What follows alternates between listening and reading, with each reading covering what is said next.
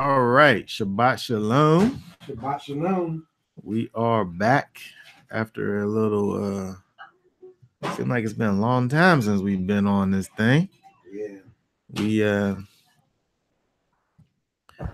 last week was our. Thank you very much. Went up to the penitentiary. Week before that, I went to the men's gathering, which was a blessing. Was able to meet up with some brothers that we knew, some brothers that we didn't know. Had a good time. We want to now continue with our Torah portion. I figure we might as well just go through some highlights from the last two portions, just include them in with this week's portion. So we'll go back to begin Deuteronomy chapter 23. Um, and just let's see, we'll probably read through a couple verses and go over them and then keep moving. So I want to here, I'll pull this up. We want to start off with let's see, first Deuteronomy 23, chapter 23, verse 9 through 14. 9 through 14. When the camp goes out against your enemies, then you shall guard yourself from every evil matter. When there is any man among you who is not clean because of an emission in the night, then he shall go outside the camp. Let him not come into the midst of the camp. And it shall be at the approach of evening that he bathe with water. And when the sun sets, let him come into the midst of the camp, to the face of the evening. And you shall have a place outside the camp where you shall go out. And you shall have a sharp implement among your equipment. And when you sit down outside, you shall dig with it and turn and cover your excrement. For Yah your Elohim walks in the midst of your camp to deliver you and give your enemies over to you. Therefore your camp shall be set apart, so that he does not see unclean matters among you and shall turn away from you. Okay, so when we look at this, we are reminded of the fact that the Most High is, we see his holiness through this set apartness and separation that the Almighty makes with clean and unclean things. We, if we think back and remember when the Most High in Deuteronomy, in Leviticus chapter 11, people don't think about this sometimes. Mm-hmm. But in Leviticus chapter 11, at the end of the chapter, it says, let's see, Leviticus 11:45. For I am Yahweh who brought you up from the land of Egypt to be your Elohim. Thus you shall be holy, for I am holy. You shall be holy, for I am holy. The Most High is reminding us of his holiness, which is kind of justifying our holiness. But it's after he just got finished telling us about the food that we need to be eating. Right. As if that is connected to our holiness. So, the Most High is worried about, what we put into our bodies. And he calls that holiness, right? He calls that set apartness. So here, when the armies, this word is translated here in this version. We started with verse 9. When the camp goes out, that word actually is translated here as camp, but it's probably better to say armies. It's talking about the armies going out and fighting against the enemies.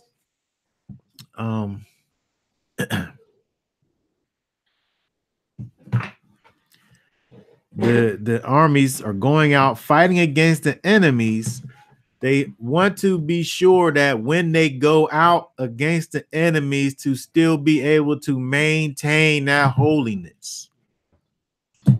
Right? When they're going out to fight against these enemies, not to forget who they are. Right? Not to allow these surroundings that they are going into to sway the people from the standard that has been created by the Almighty.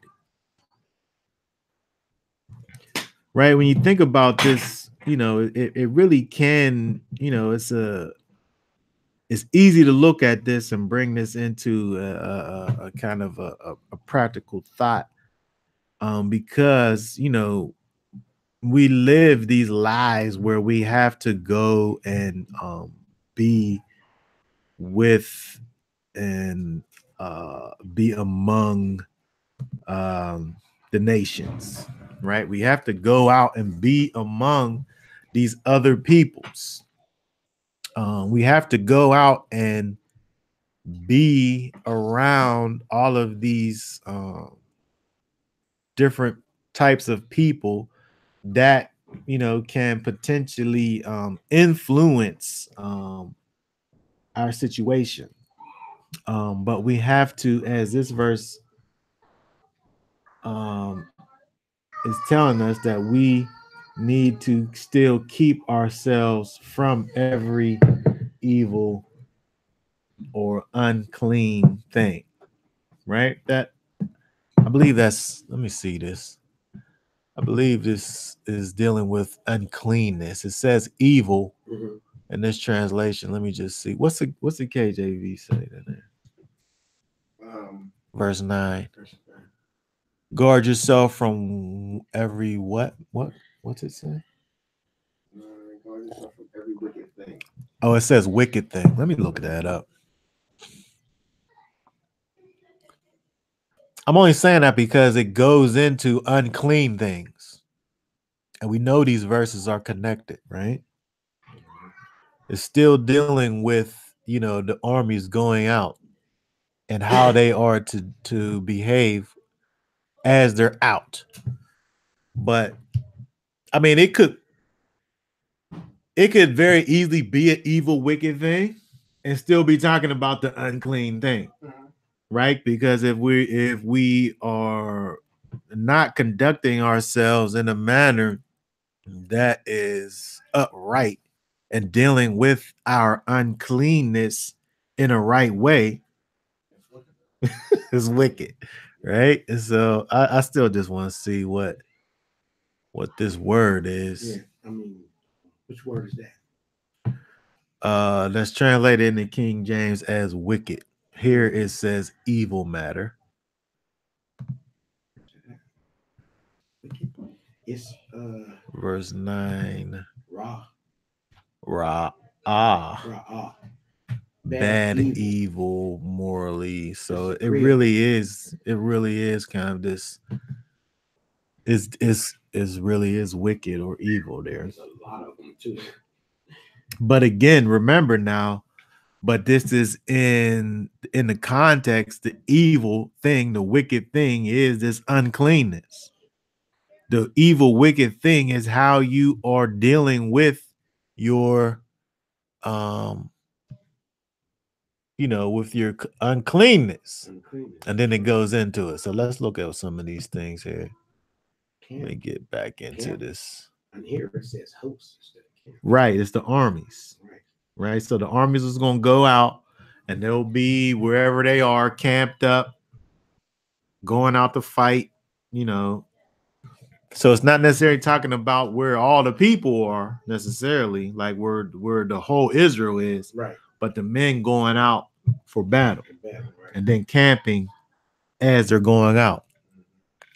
But it's giving you the same kind of laws that you would use if you was inside the camp with the people.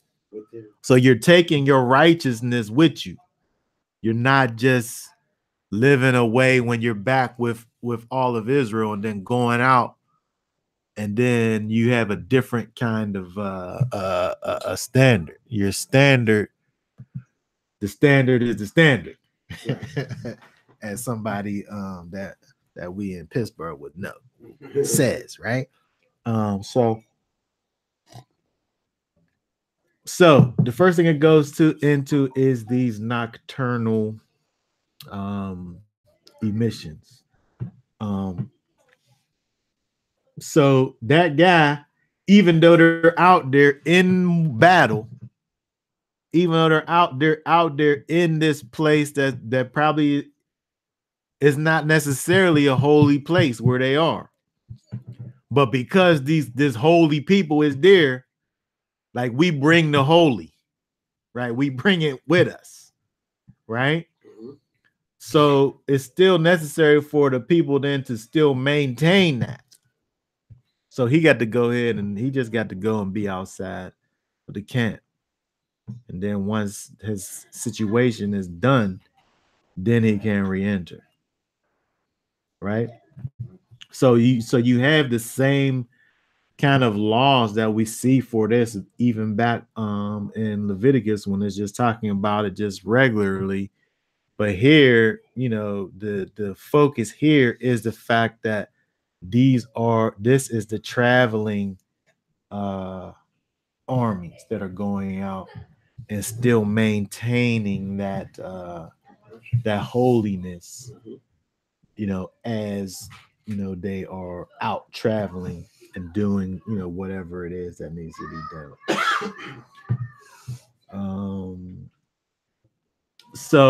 So again, looking at this is just causing me to again think about this idea that we can't really turn our righteousness on and off, right? It needs to just be on, right? We don't. There's not like a pause button where we pause it. All right, I gotta go out here and deal with these heathens, so I'm just gonna be with them and just do like they do. We have to be able to maintain our righteousness no matter where we are. That's right. Right. So to me, that's what I see when I see this in terms of the practical application of this in terms of when the camp is going out against the enemies. Right. What I see here is a maintaining of holiness wherever it is that you go. Anybody else have any thoughts on these verses here? We're supposed to conduct ourselves accordingly to what's pleasing to Yah and guard ourselves from every evil matter, even in the pursuit of going against our enemies. In the moment, we still must conduct ourselves as worthy to be representatives of Yah's word, especially if we're supposed to carry out His command. We're supposed to do everything accordingly and be mindful of that. Right. Right. We always got to do that. Right. It's a thing that we just must do. We're always on.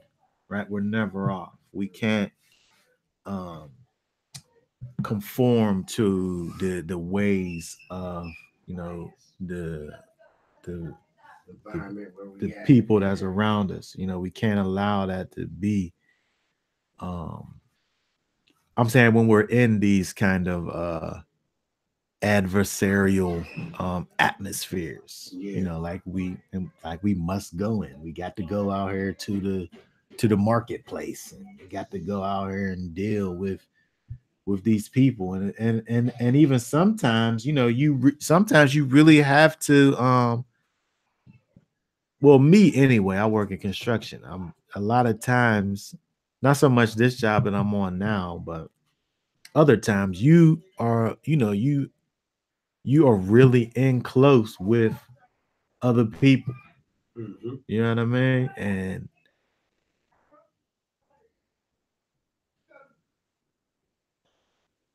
the conversation, you know what I mean, be crazy sometimes. You know what I mean? And you try to you you have to try to not get sucked in Mm. to the foolishness, which is so easy to do Easy. when you with these people who are not the people, and they just start, talking this foolishness. It's so easy just to be like, yeah, yeah, like Exactly. it's so easy just to get sucked into that foolishness, right? Um, but for me, when I look at stuff like this, it's this is telling me to keep myself from every wicked thing, That's right. right? Which is these conversations that these people try to suck you into. And I don't know what it is. I don't know what it is with some people, and like Misery love company. they be it seems like it's so easy for certain people to just to slip into like some homosexual conversations. Like, Right. Right. I don't know if you ever been noticed this with any certain type of people, but it's weird. It is weird. And some certain people play like they play in certain ways that Exactly. is not. Like, I don't play like that. exactly. You know what I mean? Like that. So yeah, exactly. Yeah. Some jobs they be too comfortable, and it's beyond comfortable. It's like what's going on in your head to think something. Yep. I know what you mean. So when we out here, we have to just be diligent about keeping ourselves from every evil thing, right? Because the Most High, He walks in the midst of us, Mm-hmm. right? Verse 14: For Yahweh Elohim walks in the midst of your camp, That's right. right? He walks in the midst of us, right? So we just have to be mindful of that. Give your enemies over to you if not acting accordingly. Okay, let's keep going here. Let me put this back on over here. Let's keep on going down to the next let's see, the next three verses we'll look at. Since I pull these up here. 15 through 17. Yeah, I gotta get to it. You do not hand over to his master the slave who has escaped from his master to you. Oh wait, let's just deal with that one first, because I don't think that at home. Yeah, 15 and 16 first. Let him dwell with you in your midst, in the place which he chooses, within one of your gates, where it pleases him. Do not oppress him. None of the daughters of Oh, Israel. hold that. We'll stop at 16 for now. So it's interesting. We don't live in a time where um this necessarily something that we can relate to. We think about this idea of masters and slaves. Um, not maybe not directly.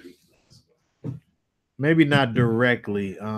So I mean, to an extent, you are if you go and you have a job and you have a boss, he's your master, you're the servant, right? Whether it's the company or whatever, right? They tell you when to come and they tell you what to do.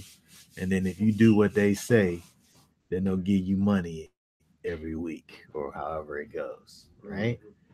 Um, I mean, I guess you can tell yourself that you're your own master and say what you want to say, but if you know somebody's writing you a check for your services at the end of the day, you know that's your that's your master, right? Um, but this idea here, you think about this idea of this runaway slave. So I just wanted to just think about what it is that we see going on here, because when you have kind of this master slave situation, um, you know, it's debt. Debt kind of is ownership, right? Debt is ownership, right? So if you're indebted, you know, you're kind of owned by whoever it is that you're indebted to. So it's interesting to see this where, you know, you would think, you would think it the right thing to do.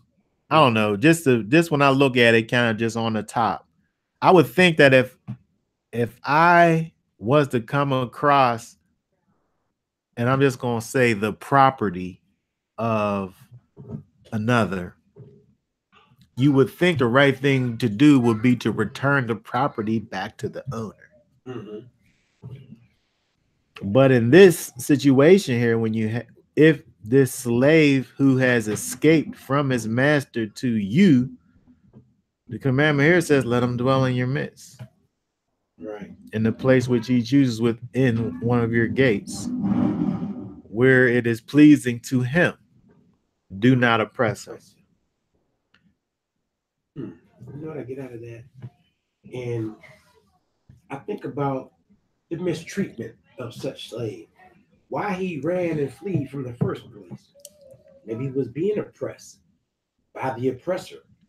But the word also tells us do not oppress him and yet receive him. So in other words, treat him more likely with kindness that he previously did not have eventually. So you saying we have to assume that he was fleeing from oppression or some type of abuse in the first place, and we're kind of being a refuge Right. to this individual. Right, so to speak. It can happen like that, or it could have been that he was defiant and ran for his own personal reasons. But yet, in any event, we are told, but see to do that. but see now if you take it to that part, then that's where I get lost at. Yes, If we say that maybe the slave just was like, well, I don't want to pay my debts no more. Right. I'm just gonna go. I'm not gonna pay what I owe. I'm out of here. Right. I'm gonna forget about my Debt. my debt, my responsibility, what I owe to this person. I'm just gonna go. But it don't go into all that. No, it don't. So it only leaves room to assume. It don't tell you that. It tell you don't oppress. It tell you not to oppress him, but it don't talk about whether or not he was oppressed before he got to you, or you know. Interesting. That is interesting because if you think about it, there's only a few reasons why a servant or slave would flee from the oppressor. Well, I think we have to. I think that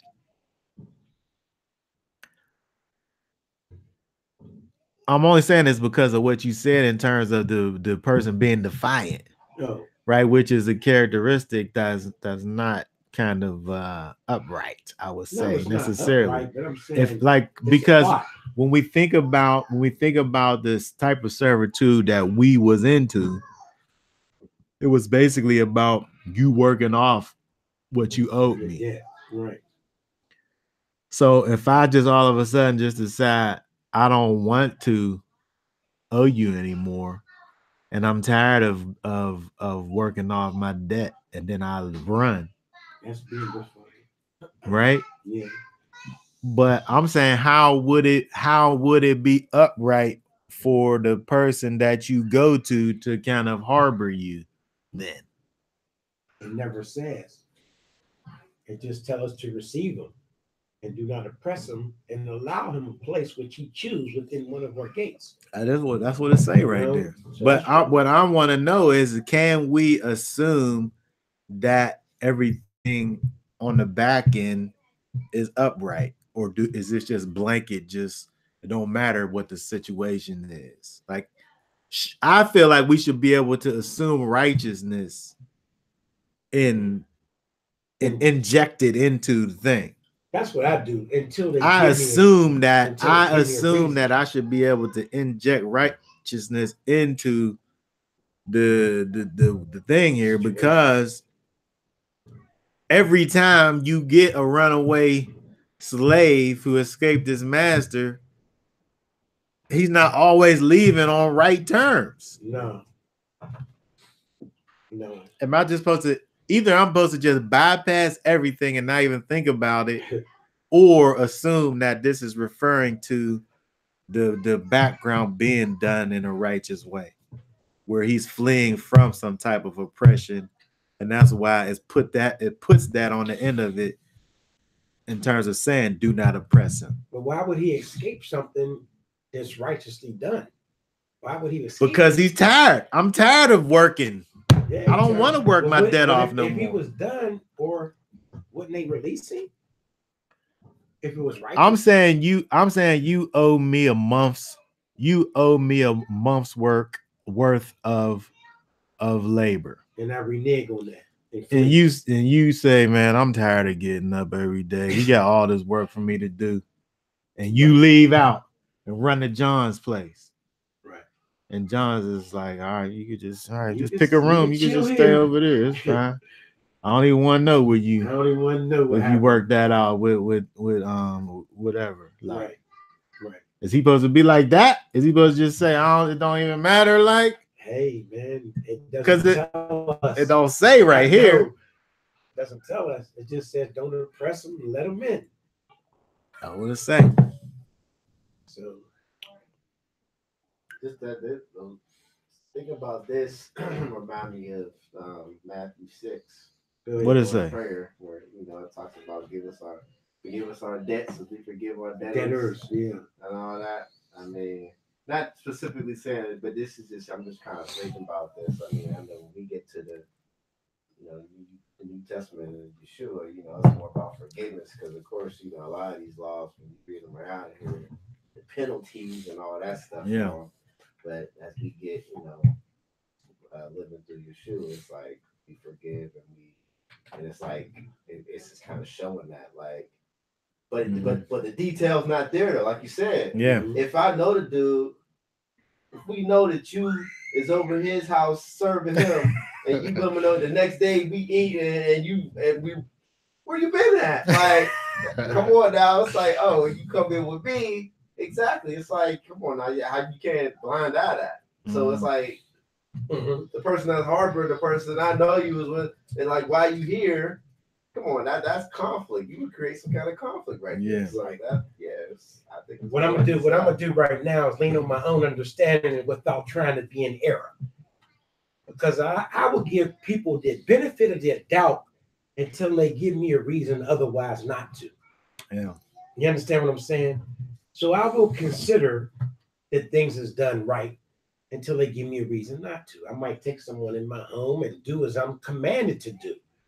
But in the event that it's spoiled and they show me deceit, that's a horse of a different color. Yeah. Yeah.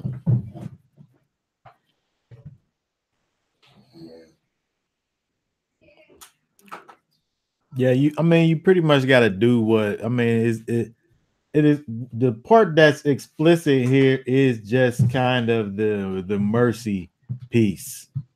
Yeah, is the explicit part. It's not really giving you the background. It's not giving you any kind of qualifiers here.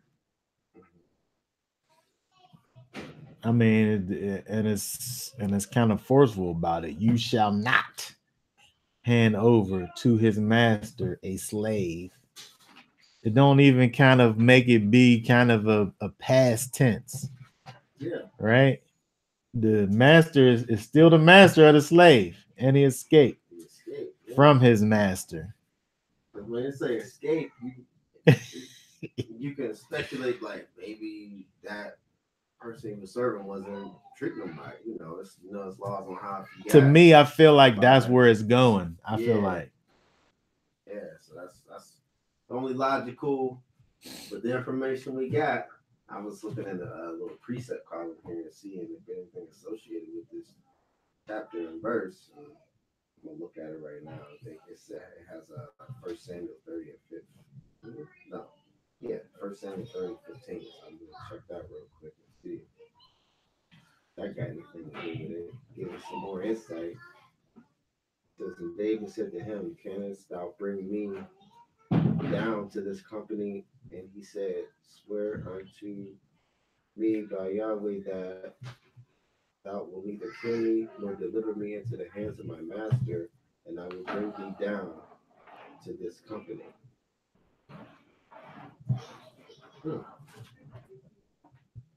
I guess I go with the story. I don't know.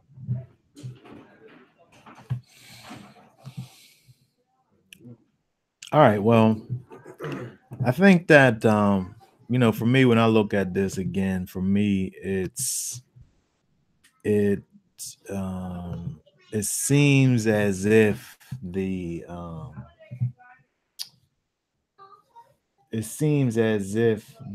idea of there being mistreatment present in the where the guy's coming from.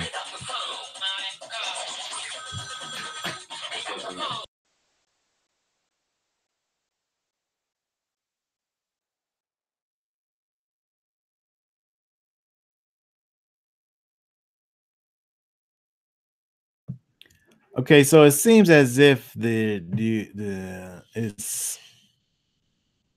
there's mistreatment or oppression in kind of the subtext, because of the fact that it's telling you not to be an oppressor to the one who you're harboring, to me. And I feel like in terms of kind of uprightness, looking at it, if I knew that the runaway was kind of like a wicked, like I can't think that this verse is telling me that I know that this slave stole something from his master and fled to me, that I'm supposed to just keep him knowing that he's coming to me after he done stole from the place where he came from. Right. And I'm just saying that based on my, how we see the Most High's character don't jive up with that. Mm-hmm. So to me, when I see this, it seems as if you have a situation where the slave is fleeing from something, and kind of seeking a place of safety, where he didn't have safety previously. But I could be absolutely wrong. But I don't think that I am. Okay, so let's keep on going here. Let's see here.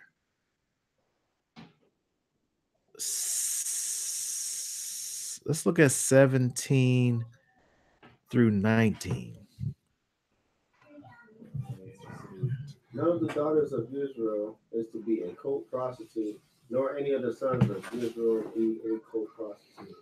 Do not bring the harlot fee of a whore or the pay of a dog to the house of Yahweh your Elohim, for any vow offering both of these are abominations to Yahweh. Do not lend at interest to your brother. Oh, wait. Did I say 19? Just 18. My fault. Okay, so what hold on, what version was you reading there? The King James says cult prostitute? No, the King. No. Oh, I'm reading this. Oh, you was reading this. Okay, yeah. Well, the King James with the strong says, "There shall be no whore of the daughters of Israel, nor a sodomite of the sons of Israel." Yeah. The King James kind of gives you that general term. It just says whore. And the Hebrew word Right. for whore. Right. So let's look at that because the temple prostitute. the scriptures version makes it more specific. Cult prostitute. Cult prostitute. Right. This so let me just pull this up just so we can see it on here. Kadesha. Kayasha. That is verse 13. Hold on. 23. It's 23:17. Yeah. Kadesha. That says Kedasha. Right. Kedasha. Female temple prostitute. Harlot. Devotee, that is prostitute, harlot. Okay, so and this being the feminine version of the King James says sodomite. But it's the same word. The same word over here is still dealing with this kind of cult temple prostitute. It's just the male version over here. Mm-hmm. Kadash, right? Sacred person that is technically a male devotee by prostitution to licentious idolatry. Right? Now, clean. Right. So you have both the female and the male versions of these temple prostitutes. Now look at this word now. This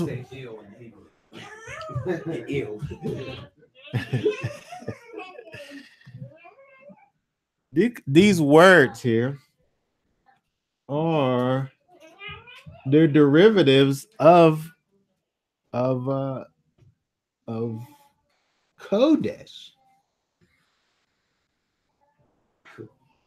You see that? It's the same word. So when we think about the idea of set apartness, holiness, Kodesh, Kadesha, or Kadesh. Kadesh again being this male devotee, and the Kadesha being that female version of it. Mm-hmm. The words, if you look at the male version, if you're just looking at it, it looks just like holy. Yeah. In the Hebrew, right? The vowel points is the only thing that makes it different. That's 6945. The origin of the word. Oh wait, I gotta pull this up in order to see it. What the origin of the word? It's right here. Kadash. It's right here. Right. To consecrate, sanctify, prepare, dedicate, be hallowed, be holy, be sanctified. All right. Separate. So this is Kadash. That's right. And then this other word here, Kadesh, which looks exactly like that without the vowel points, of course. So it's like two opposites. It's like, because in the King James, for Kadesh is sodomite. It's like lit. I guess that dash and then the dash. It's like that's just like see it's opposite. Right. but what's the thing that makes it similar though? The writing. Besides the word, the letters looking exactly the same. It's set apart from sinful acts. Well, it's set apart, but it's for what kind of acts though? Yeah. That's the difference. Yeah. Yeah. So I can be set apart to anything. That's right. You can set apart Right. the evil. You can set apart to be good. Right. So the difference is that one is set apart unto the Most High, and the other one is set apart to whatever, like darkness. Yeah. But depending on what we talking about here, so when you look at this, is you think about this this idolatry that was going on with the people that was around Israel, right? Which some of this stuff is it's crazy, right? Very crazy. But they're doing these kind of abominable, despicable acts, right, and kind of passing it off as something that's right, when it's obviously not. But not only that, right? It says there shall be no cult prostitute or of the daughters of Israel, nor a cult prostitute of the sons of Israel. So not only that you wasn't supposed to have these types of things going on within Israel, but verse 18, thou shalt not bring the hire price of the whore or the price of a dog into the house of Yahweh your Elohim for any vow, for even both of these are abomination unto Yahweh thy Elohim. That's the point that you once you get across, there are abominations. We're not even talking about the acts anymore. We're talking about the price. Well, yeah, the hire. Now we're talking about the hire of a whore, or the price of a dog, which it ain't talking about a pit bull. It's not talking about a pit bull. It's talking about the it's kind of what is those things called? It's like a saying, right? The price of a dog is cliche. Not a cliche. It's a saying. It's going back to the male prostitute. Right. Okay. Yeah, because so the hire of the whore or the price of the dog is going back to the price now, the wages that you was going to receive, the male or female wages. Right. The Most High don't want that money. Right. That's good because when I kind of made my transition, one thing I felt like is I couldn't take all my ill-gotten gains and then convert it into doing something good with it. Yeah. For the Most High, you know what I mean? Yes. I felt like all of that had to go. Yes. I tried that. Yeah, it doesn't work. That's what this is talking about, right? But the transliteration of that particular hire is ethnon. Etnon means a hire of prostitute, price, hire of harlots, or adulterous Israel. But then when you look at the other one, that money. But when you look at the price of a dog, right, it's meek ear, and it's price higher, reward, gain. Right, it's the same thing, but one is talking about the woman, and the other one is euphemism. That's what I was looking for. It's a euphemism. Price of a dog is a euphemism for the money that you will receive from this male temple prostitute. That's right. So it's covering both of them, but it's getting back to what Chris is talking about in terms of taking this. I'm gonna go take this ill-gotten gain and then do something good with it. Right. You know, like I'm the that. most wickedest person around, I'm the most wickedest person around, killing my own people and getting rich off of it. But then I'm gonna go take that money and donate it to charity. Yeah. Or you receive it some form of fashion and deem it as a blessing. So that reminds me of a case. So, you know, back when my mother was in church and I was in the streets, you know, the pastor from church and around, Alex Clifford, he was asking his people for like an exuberant amount of money, like $1,500. Wow. And my mom came to me for $1,500. So here I am, you know what I'm saying? There's blood all on the dollar bills. Right. I give her the $1,500. She takes it in, he takes it. Yeah. He didn't care where that money came from or nothing. You know what I'm saying? They don't care, you know, because it's now a business to them. You know, I don't think he knew where it came from, but I know for a fact the pastor that I know, I won't mention his name, received money from a drug dealer, which I was, and accepted it. Said, well, I'll pray over it.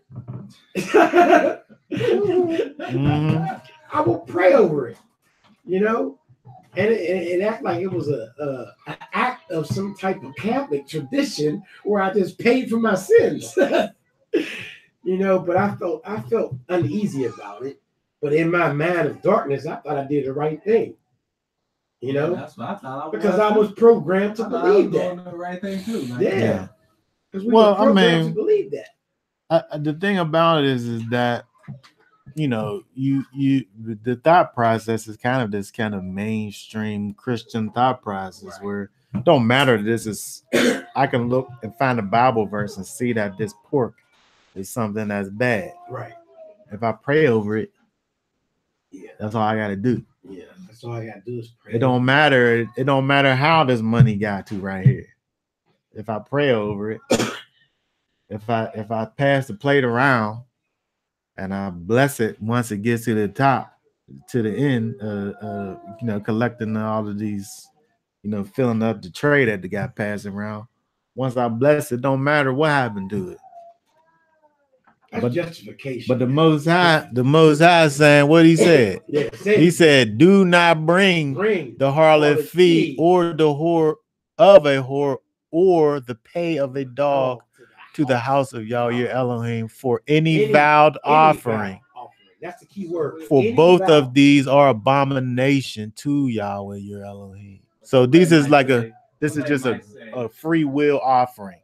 Somebody might say, "Well, you're not a harlot, my son." Yeah. You're not a male prostitute, are you? Mm-hmm. No, I'm not. Well, you know what I consider a prostitute in the eyes of y'all?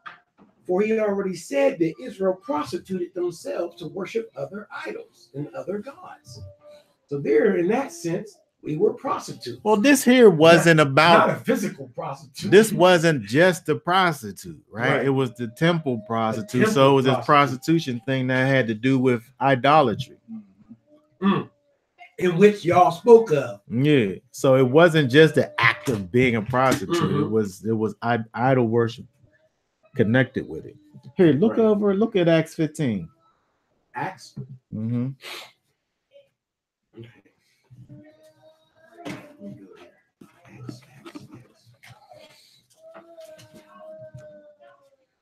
Let me find the verse. I gotta find it first.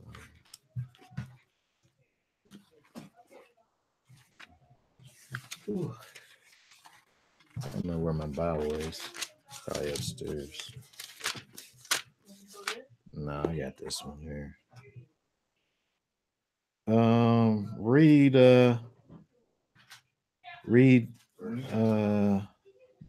15, 19, and 20. 15 through 19 and 20? Acts chapter 15, verse 19 and 20. Oh, just verse 19, 15. Chapter 15, verse 19 and 20. Okay, 19 and 20. Wherefore my sentence is that we trouble not them which from among the Gentiles are turned to Elohim, but that we write unto them that they abstain from pollution of idols and from fornication and from things strangled and from blood. Mm. Okay, so Acts chapter 15 was about how Israel was supposed to be accepting these Gentiles. They were saying that in order to be counted among the brethren, that first thing they need to do would be circumcised. Mm-hmm. I can't even deal with you until you circumcise. And then the Jerusalem Council was about, what am I supposed to do with these Gentiles that I'm bringing to Messiah? What am I supposed to do? The thing that they came up with was, there's going to be 4 things that we're going to say is the prerequisites to fellowship. And those things was abstaining from idols, from fornication, those things that are strangled, and from blood. But when you look at all of these things, yes, thank you very much. When you look at these things, all of these things are connected to idolatry. Mm-hmm. And you can't be connected to no thing that's connected with idolatry and be part of the household of fellowship. Which in the thing is this whoring thing that we looked at. The fornication was what we was just talking about, this temple prostitute thing. Mm-hmm. Idols, things that strangled, things that was sacrificed unto idols. And the Greek word for idols is ideolin. And the definition is an image, likeness, whatever represents the form of an object, either real or imaginary, used of the shades of the departed aspirations or spectres, phantoms of the mind, the image of a heathen god, false god. Yeah. So there has to be a disconnect from these foreign idols and gods, right? So the Most High don't want this intermixing thing going on in his situation. But it's the same thought process before. I mean, you can't take this thing that's connected with this abominableness and then launder it and bring it into the Almighty, right? He don't want that, right? He don't want it. You would think that, what's the big deal for me to just be having this food that's sacrificed to idols? I don't worship them idols. I just want to eat the food. Yeah. Right? But the Most High don't want that connection. He don't want you to have that connection. Right? So you got to be separated from those things, those 4 things. Right. Again, all that's connected to idol worship. And most Christians justify the act of disobeying that law. Again, as they do to others. Yeah. So again, going back to Deuteronomy, looking at these laws here, and we think about who was it? Was it you, Chris? I mean, John, who put that thing out about the did you put something out about New York birth certificates? I think what was it? They passed a thing in New York where they got an extra X on the birth certificate. Not choose the gender or something. Where you could just be neutral. Neutral. Is that new? In New York, yeah, something that York, just, yeah. You can choose to have an X on it. I'm saying that if you could go to New York, have a baby in New York, and you don't got to declare that child boy or girl. It could be declared a neutral gender. Yeah, whatever. That's the way of ushering in that homosexuality crap, Yeah, I mean, that's just the way it works. Before we moved on, I wanted to just touch on something real quick. So, all right. So as far as the whole food thing, right? Yeah. Thing from idols. Things sacrificed to idols and blood. Okay, so now of course, we live in a system where we're not in control of our food, right? Right. And so a lot of us, we search for kosher things. Mm-hmm. You know what I'm saying? For kosher food. Now the Right, process, for this purposes, yeah. Yeah, the process that the Ashkenazi do, in kosher, and they bless the food. Now we know it's not only the they have to have their rabbis and stuff oversee those things, but the things that the way in which the animal is slaughtered, all of those things are taken into account. So for instance, if you was to have a kosher piece of beef, you would know that they took that cow and they cut his neck and they allow for all of the blood to pump out of it, in the slaughtering of it. Where if you just got some regular beef, you can't be sure of that, even though I think they do that, but you can't be sure. Where if you have something that's certified kosher, then you know that they let the blood, in fact, beyond letting the blood pour out, they also, with kosher meats, is going to be typically more salty because they'll soak that stuff in salt to even draw more of the blood out. So that it's not about them like praying over it and blessing it. That's not what necessarily makes it kosher. They want to, it's kind of like having somebody to oversee that they have killed the thing properly. And then you had the higher koshers where the animal came from somebody's farm that was Jewish. So the animal's Jewish. And they got, you know what I mean? So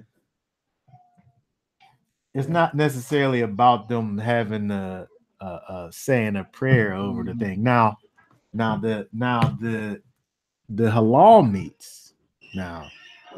And I didn't know about this. I saw this video where the guy, now I don't know if the guy was doing it like they do it, but he was kind of making it seem like that's what they was doing. But he would, how lambs got them floppy ears, right? So he would have the lamb laying on this serrated floor, and he would, the floor was serrated, and then he would lift up the ear flap and whisper some Arabic prayers into the thing's neck. I mean, into the thing's ear. Right. He would be sitting there whispering it because he didn't want there to be no fright or nothing involved. So he would sit there and comfort the thing. The camera can't see me petting it. He will comfort it and lift up the ear flap and whisper the little Arabic prayer in it, and then cut the thing's throat. And then the blood would all drain down into the serrated floor or whatever. That's how we did it in New York. I tried to mass for Passover and did the same thing. The thing that I'm saying about it is that calm it down. The thing that I'm saying about that is not the whole process, but what is he whispering into the ear? Is he curses? Right. So he's I'm saying that he's praying to his pagan god while as he's cutting it, which is that's what that thing was sacrificed to idols. And that's what I was saying is like the Ashkenazis, you know what I'm saying? They praying to a pagan god too. I'm not going to that. I'm not saying that. I'm saying that those people might not be the people, but they're not praying to some other god. I'm not gonna say they praying to some other god. I'm saying that they are saying that they are somebody who they are not, but that don't mean that they're praying to some other God. I'm not going to take it to that extreme. I'm not saying that. Where it's a different thing where you literally have like for a couple Passovers, probably couple Passovers, where I was getting halal lamb for Passover, because I could be sure that it was killed properly. But after I found out about this thing that they was doing,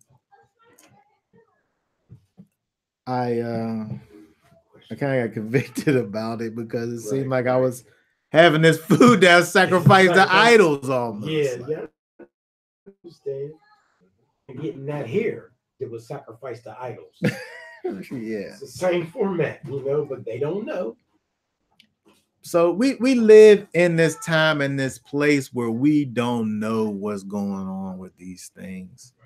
And the best case scenario would be able to just like John's saying, just you do that thing yourself. That's the best way to do it. That's the goal. And it's not that hard. It just takes some preparation. And I think that those things are necessary because, again, if we go back to Deuteronomy, at the bottom of what we're talking about is taking something that is wicked, that's inordinate, and offering it to the Most High, where he don't want that. He don't want those mixtures. That's the extreme. We're talking about these temple prostitutes. Right. But at the end of the day, you could boil it down to you taking this thing that comes from wickedness and trying to make it into good and bringing it into holiness. I explained that to a couple of my friends. Who are Masons and Muslims, and I tell them about the origins of these things come from dark forces. You can't take something that was originally evil and take it and change it into something good. Yeah. It just don't work like that. That's not pleasing to y'all. Yeah. But they don't understand that. Like, look at the pagan holiday. Oh, I'm doing this for the children. Mm-hmm. It's a good thing. Most I didn't never want. He never ordained that. And the Masons, to me, as far as I know, has always been like a neutral thing. They never was sitting up there. It was never this thing that was connected to Christianity. Right. So it didn't never make sense to me, in my mind, for somebody to, even from a Christian perspective, to be attached with this thing that's totally neutral. It's not talking about the God, the grand architect. It's totally like no, I'm saying it's totally vague. It's vague. Like, who is that? Right, exactly. And then you know what? I mean, being a Christian, they should know the Bible when it talks about being unequally yoked with unbelievers.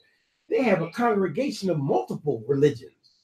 You could be standing next to a Satanist, and they'll accept it. The whole process of entering into the Masonic order, you have to take all of these oaths and things that, you know what I mean, are like, you basically putting it over the Bible. That's right, because you're renouncing the oracles and protocols of Yah in order to join these things.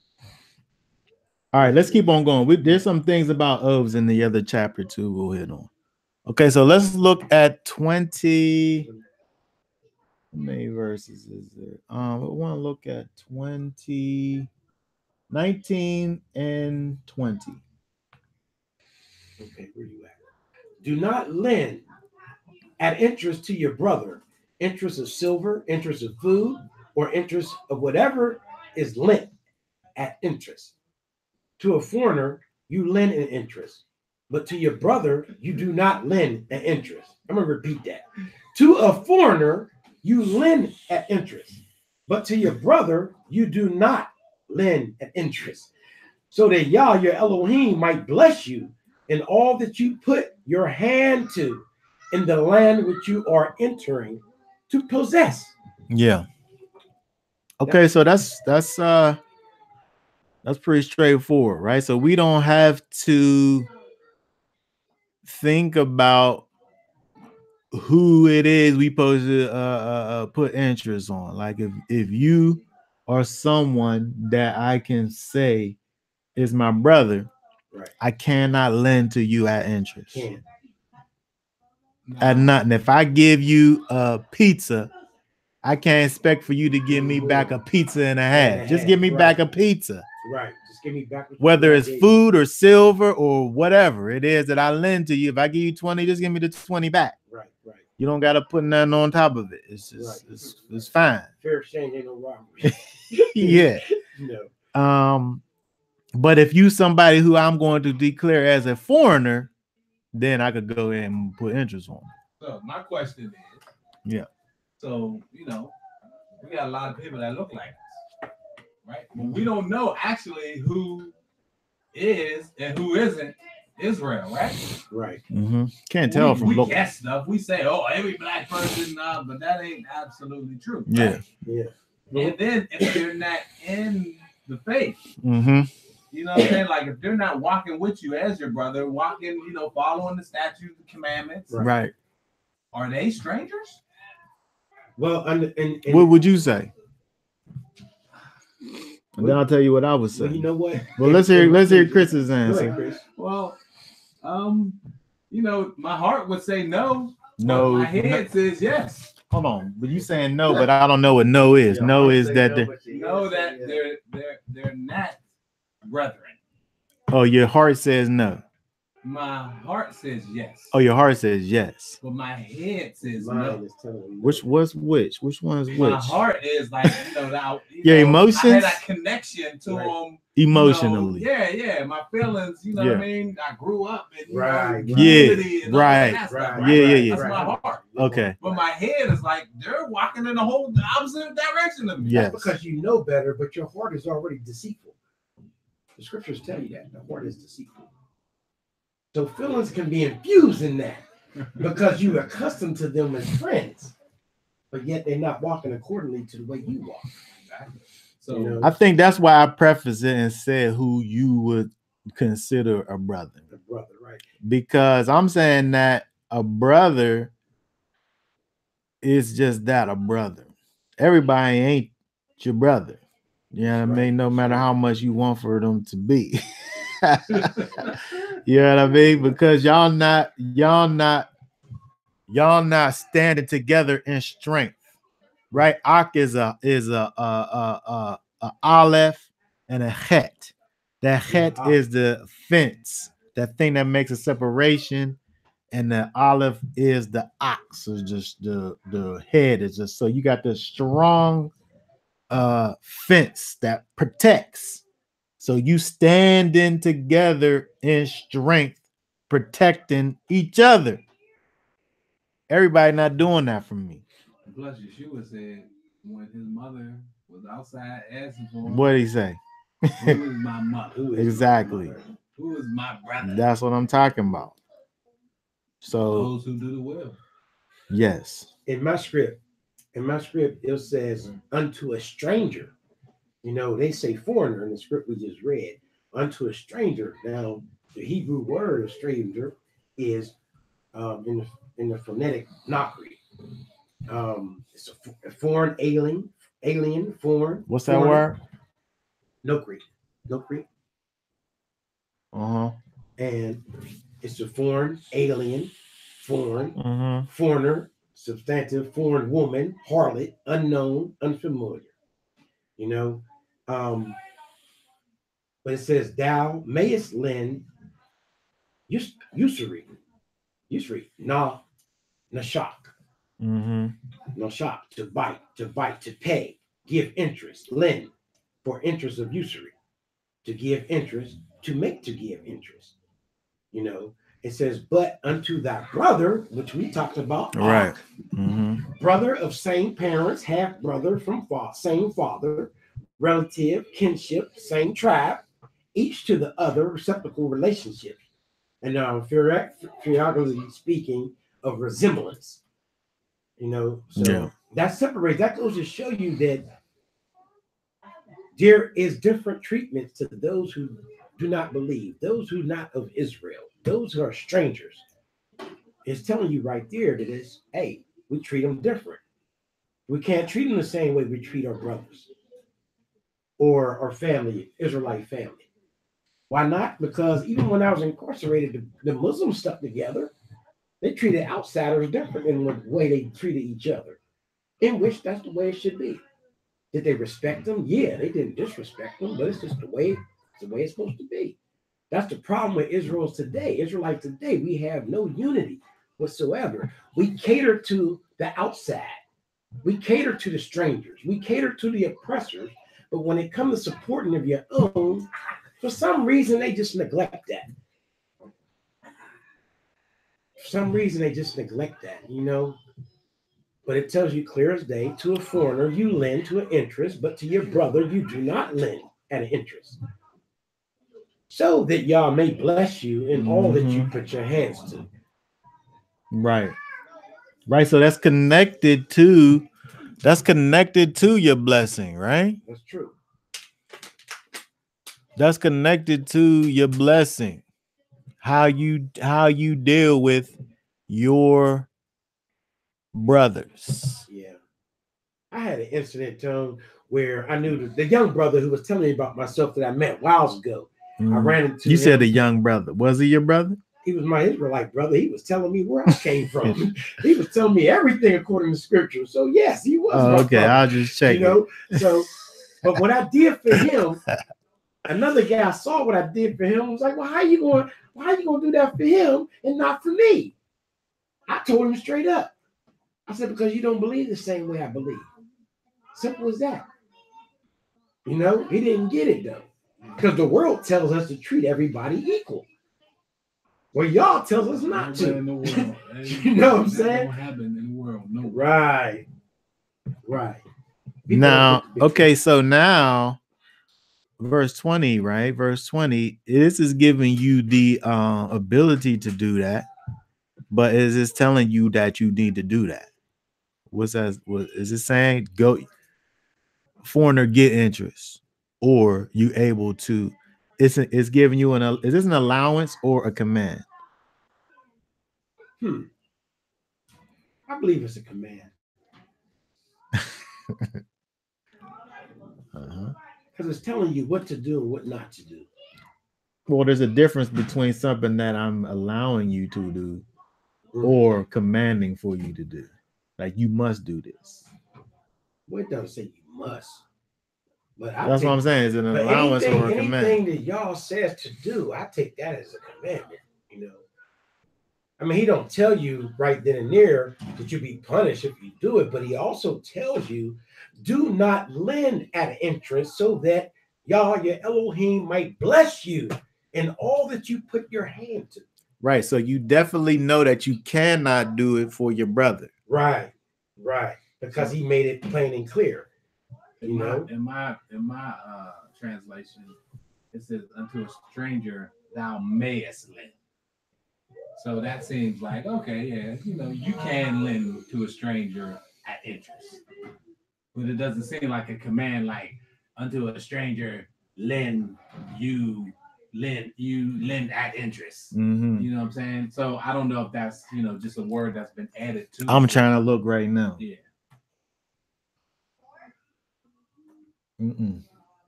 That word that's not too. It's not there. What, mayest? Yeah. It's not. They don't even have a Hebrew option for it. They just go with the flow. Let me just look in the hold up. Because it's all kind of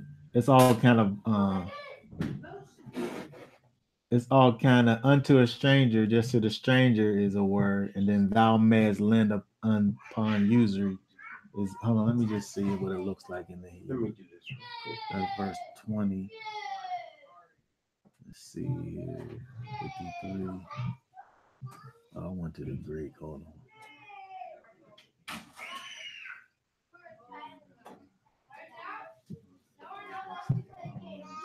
It says low.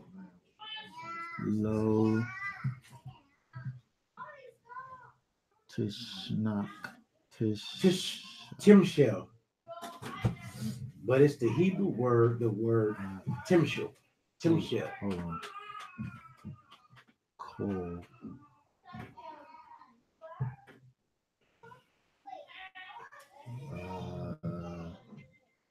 Unto. Oh wait. Oh. See? Okay, to the stranger. Okay, it's another verse in the Hebrew. To Well, the stranger. What I've located was the King James translation makes a promise in thou shalt, meaning that men will surely triumph over sin. But it is the Hebrew Hold on, word. what? I said the King James translation makes a promise in thou shalt, meaning that men will surely triumph over sin. But it is the Hebrew word tishmel, timshel, thou mayest. It gives a choice. It may be the most important word. Yeah, in but the world. that word is not here though. It's not there. Mm-mm. It's the Hebrew translation. Thou mayest. Let me see this.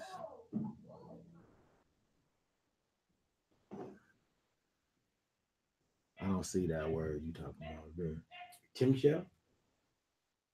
Nope. Thou shalt rule over.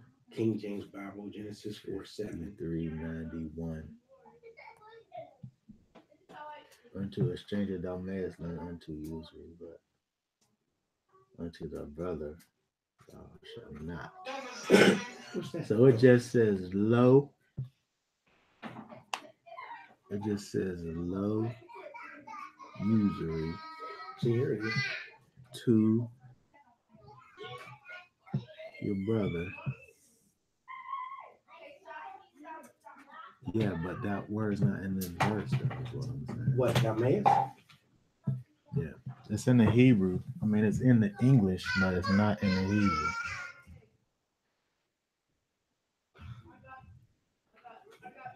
So it seems as it's at your discretion. I would Right, say. it says choice. It's not choice. a commandment to do it. Thou mayest. It's a allowance to do it. But when you come to the part of lending to your brother, you know, but it to says, your brother, it says don't do it. Well, at first it don't do it. Don't do it at an interest. You know, to your brother, don't do it at an interest, so that Yah Elohim might bless you. Right. So it's telling you that with a stranger or a foreigner, it's a choice that we can make. It's a choice whether we decide to do it or not. But with our brothers, we should not. Mm-mm. No, do it low. Because there is people that I have decided to look out for. You know, here you go. Here you go. So it is a choice. Mm-hmm. I mean, because I don't think that you can look at a thing. I don't think that you can look at a thing that the Most High allows for his to. I'm saying that I don't think that that usury is something that's inherently wicked. It's just not how the Most High wants for us to deal with our own people. Right. Because if it was something that was inherently wicked, then we wouldn't be able to do it at all. That's right. Now, what people do with this thing that's not inherently wicked is wicked. If you want to sit up here and put these same day payday loans in the neighborhoods and Brennan Center and all that, is wicked. That's right. Right. If you want to sit up here and make me pay $100 for $100, that's wicked. And they really taking advantage. Yeah, they taking advantage. I'll never forget that. I borrowed $100 before from one of them payday loan places. Yeah, they give you interest. And it cost $90 for $100. Wow. That's extreme. Isn't that crazy? That's- But I needed that. I needed that $100 though. Yeah. Right, you need I didn't have a choice. it. Right. I mean, I probably did have a choice, but I couldn't see what the choices was at the time. Right there, that was more convenient. You know what I mean? quickest- If they charged me $90 and more than $90 for $100, I'll never forget that. That's a heck of a business. Yeah. It's wicked plan. The name of it is predatory lending. Now, That's wait. crazy. Now let's Now that's wicked. open it up though. Say we do that and we don't do it to our brothers. Is it wicked? That's what I'm saying. I'm saying you could take this thing that's not inherently wicked and turn it into wicked. Right. Like charging $100 for $100. Right. Charging exorbitant. Yeah. amounts. Like, You done made it way too. $100 That's for just $100. crazy. I give you one, give you two back. And you know what? In jail, listen, in jail, you know what that's called? 2 for 1. That is. When you go to somebody, they used to come to me and get a bag of chips, and I would tell them, just give me 2 back. But Give to me certain 2 back. brothers, yeah. But to certain brothers, I would say, just give me what I gave you, you know? Just give me what I gave you. Oh, Dre, can I get a honey bun? Or can I get a bag of tater chips? Sure. Just give me what I gave you. But somebody else will come. Let me get a 2 for $5. I give them 2. They got to give me 5 back. That's just the way how you run the stores in there. You know? That's economy right there. You know, hey, that's surviving, bro. But even in them instances that I noticed that it's a natural thing that you don't charge your brothers interest. It's natural. You know, God, y'all forbid me and Tony was in there, but I'd be a fool to charge Tony extra interest. You know what I'm saying? Yeah, I mean, it just don't make any sense. Like, my brother needed something or somebody in my family, I wouldn't be like, You wouldn't be like, well, you owe me more. me double. Yeah, interest. Right. All right. Yeah. I don't think so because it had to be written in there. I think like more natural stuff is probably not written, but stuff like that, you know, people You that just would be know. like that would take advantage. Yeah. You know, it's, Wait. You what are you saying? You disagree with what I just said? Yeah, I'm saying About like I believe it's not natural to kind of take advantage of somebody or to somebody, but your brother. That's what I'm saying. Like, yeah. But see, we talking like as a nation right here though. We all together. It could be an Israelite, a city over that you don't really like that much. Y'all got some issues and they need something and then you might be like 2 for 1. Just because you don't feel them that much. But this had to be written in the law because it don't matter if you like him a lot or not. That's your hold brother. that standard that's your brother it's like the community got to run like that. You know what I'm saying? Because your brother, you know him. It might be like you don't know that much. And you might need something. You got it. And you still. and plus, how many people in Israel are dealing with other nations? Mm. Like, all you dealing with is your brothers. That's right. You know what I mean? So it's like basically you ain't charging no interest because the only thing around you is your brothers. Well, you have the strangers in there too. You have strangers and you Yeah, have was there a surrounding lot of nations. strangers around. Well, you did have the strangers, but when they're moving through, that's one thing. But once they get to where they're going to, you know, you have people that travel, Right. and you have these traveling merchants, people that just went through, and they're like traveling merchants that's going through from place to place with all of their goods or whatever, or you know, they're going from one place to the other, or maybe you're that. Or maybe you have you grow your things and make your things, and you taking your things other places. I can't wait to charge them. You could be that traveling merchant. I'm Traveling merchant. The first contract. Interest. And you could do that. But all I'm saying is that it seems I don't know what the threshold is, Right. but it seems like there is one. Right. Where you could take that allowance and take it too far, like charging $100 for $100. But listen, if there's an organization that is basically like got masses of mouths, why not charge them 100 for 100? Like if you got this, you're sitting on this mountain of money, and you're this big organization buying up everything. I think it's relative. I think it's. But if you're like I a can't. little man, and, Yeah. you know what I'm saying, you ain't got enough money to pay your bills, so you gotta borrow off of Those paycheck. people that put them things up there on Brownsville Road is wickedness. Wickedness. Yeah. But what you saying, if I think, and this is just my thoughts, I think that is relative. Mm-hmm. I can't have these huge interest rates towards these people that don't got nothing in the first place. Right. And I'm putting it there because I know they don't got nothing. And I know they're going to make these bad decisions and come here because they're in need. Right. But, you know, if you're dealing with somebody who is sitting on a big pile of income, money, I think my personal opinion is that it's relative. Well, you can't sit up here and say, well, X amount of percentage is wicked. Right. I think that it has to be dependent upon, you know, the person, I would say. That's my thoughts. I used to hear my mom say the term. You ever heard that term? I'm robbing Peter to pay Paul. You know, because they owe Paul interest.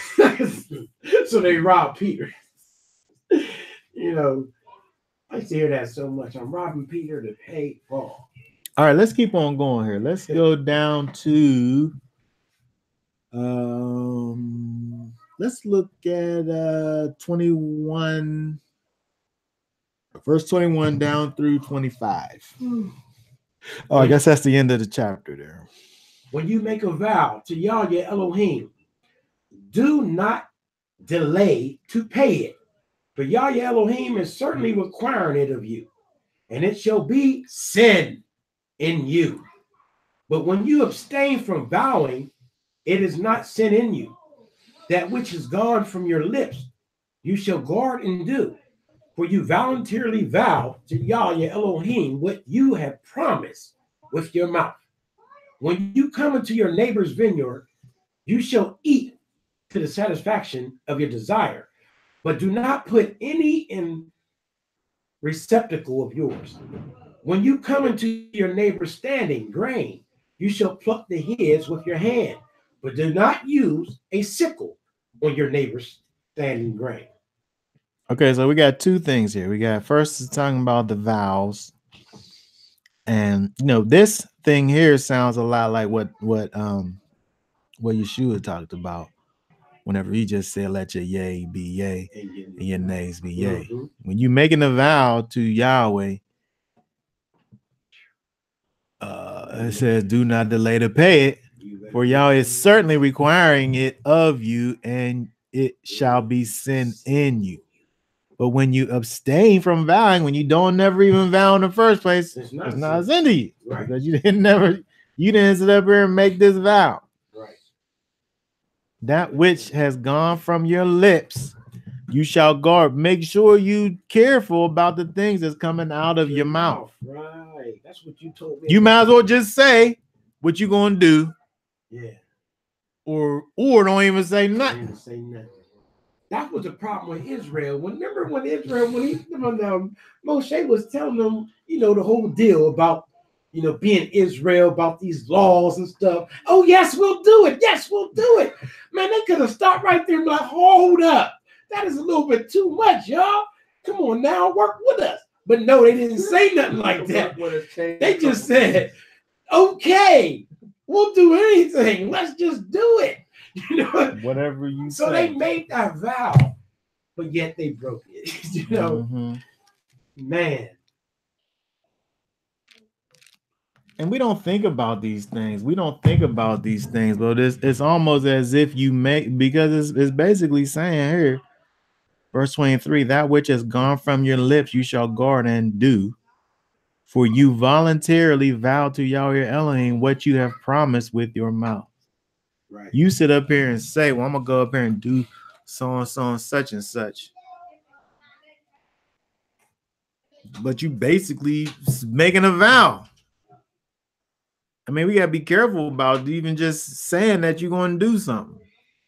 It's just saying you're gonna do something about it. Well, if you saying you're gonna do something, then you don't do it. You lying there, ain't you? Ooh, You're not really lying. You might forget, like, oh yeah, I'll call you at 10 o'clock tonight.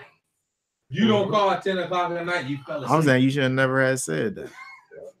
Or say it different. I'll You might as try. well not even talk to me. I'll try. I'll try to remember to go. Okay, so But once I say I'm gonna do it, it's not my fault you forgot. You said you was gonna do it. You didn't have no business saying that. you know what? I gotta take you for your word. Is the only thing I could do. You said you was gonna do it, and then you don't do it. Then what? You know what my verse say, bro? I done broke many vows then. Vinny, man, me too. Me too. I have to. But verse 23, from where I get it at, with the Strong's concordance, according to King James, that which is gone out of thy lips, thou shalt keep and perform. This is where it says, even a free will offering, according as thou hast vowed unto Yah, the Elohim, which thou hast promised with thy own mouth, even a free will offering. You know, like you said, Tony, we should be careful of what comes out of our mouth. Because you're essentially you're essentially creating a free will offering. You're offering something that's of your own. It's not something that you're obligated to give. It's something that you kind of volunteered. that you chose to do On your own. You sat up here and volunteered this thing. You know, because it came out of your lips. Right. So when you pray and you say, please, give me one more chance, I'll never do it again. You better stop praying that way. Yeah, because you're gonna do it again. You better stop that. Don't do that no more. Yeah, stop. I had to stop that. You know, that's Well, like that's what you do when you come home drunk one time, drunk tore up, and you be like, oh God, I will never do this again. Take this away from me, please. And you know it's gonna go away anyway. But yet you make this vow to y'all. You're like, oh, please help me. And it happens. Then you go back and get drunk again. You need to stop saying that. Don't say that one. Or you can look at it on our level. When a brother told you in your past, man, I promise you, I'm going to do this for you. You know? See, that's what I thought was making a vow. And then you think, promising. Yeah. But then you think, it tells you right here, promise. But then you think to yourself, you start looking at him different because he didn't keep his promise. Mm-hmm. Then he constantly do it. So what you do? You lose trust. He come at you again. Lend me some money, I promise, or do this, I promise. And you say, no, man, you do not keep your word. I think here is trying to keep us. It says that which has gone from your lips, you shall guard and do. So we supposed to be guarding. Is that Shamar right there? Let me see. What, lips? No. What? Guard. It's probably Shamar. 23. Keep. Yeah, keep. Yeah, Shamar. It is Shamar. Right, so guard, keep, hedge around, and do, which is probably like a saw or something like that. Have change of, ward, protect, and save, perform. Life. Yeah, a saw. Watch what's coming out of your lips, right? So you might not be sitting up here saying, I promise that I'll do this or that. Right. But you still said you was going to do it. Right. Oh, Most High, I won't never do that again. I won't never do that again. Which is why Yeshua said, if I do that again, you could take my I put my life on it. Which is why you said Yeshua said, let your yays be yays, and your nays be nays. You know? So to me, I feel like Yeshua's looking back in this vein in terms of we have to be able to get to the place where we're not sitting up here. We just say what it's going to be, and then that's just what it is. You don't got to put no promise behind it or whatever. If I say I'm going to do this, then that's what I got to do. Based on the strength of that, I said it. Right. Or yes, just your yes be yes and your no be no. Your yays or your no, your nays. Yeah. Let it be that. My grandfather was just like that. He would tell me no, and me and my foolish, I was young. Why are you saying no, Granddad? He would say, because I said so. Do I need an explanation? No, I don't. He said, take it as a no. Just tell me that.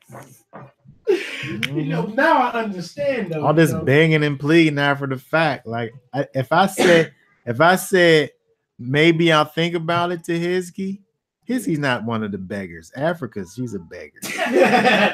Not to me anyway. Hizky might beg to his mom, but he don't beg to me. If I say I've knows the end of it. No don't mean maybe from dad. Knows the end of it. Maybe from mom he knows maybe. And then behind the maybe the no quote unquote maybe, then there's please and pretty please and all this, right? But no is no, right? That's the end of it. If I say I'll think about it, that's one thing. Or maybe, yeah, that's another thing. But no, it's the end of it. It's over now. All right, let's go to the next chapter. 24. Hey, before you start, I just want to say real quick about what Yeshua said. Well, I'm turning Go good. to the end part of that. But let your yes be yes and your no be yo's. This is why he told me no. There's no explanation. He said, well, whatever is more than that is from the evil one. Mm-hmm. So that goes back to showing my grandfather used to tell me there is no explanation. Just take it as a no. Yeah. So anything after that is of the evil one. That's all I wanted to say. All right. Read 24, 1 through 4. 1 through 4. Hold on. Let me just make sure I'm up there. Go ahead. When a man takes a wife, here we go. When a man takes a wife and shall marry her, then it shall be, if she finds no favor in his eyes, because he has found a matter of uncoveredness in her, and he shall write her a certificate of divorce and put it in her hand and send her out of his house. Proof that, of course, she is not the maiden. Well, this is. And if she left his house and went and become another man's wife, and the latter husband shall hate her and write her a certificate of divorce and put it in her hand and send her out of his house, or when the latter husband dies, who took her to be his wife, then her former husband who sent her away is not allowed to take her back to be his wife after she has been defiled, for that would be an abomination before Yah. And do not bring sin on the land which Yah, your Elohim, is giving you as an inheritance. Okay. All right, so let's look at the man took a knife. We want to look at this word here. Uncleanness. Here we go.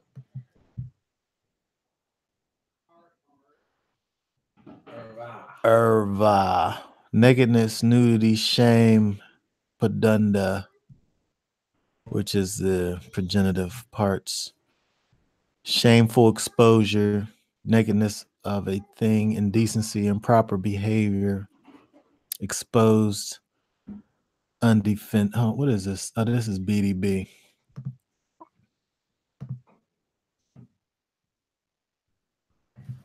Disgrace, blemish, shame, uncleanness.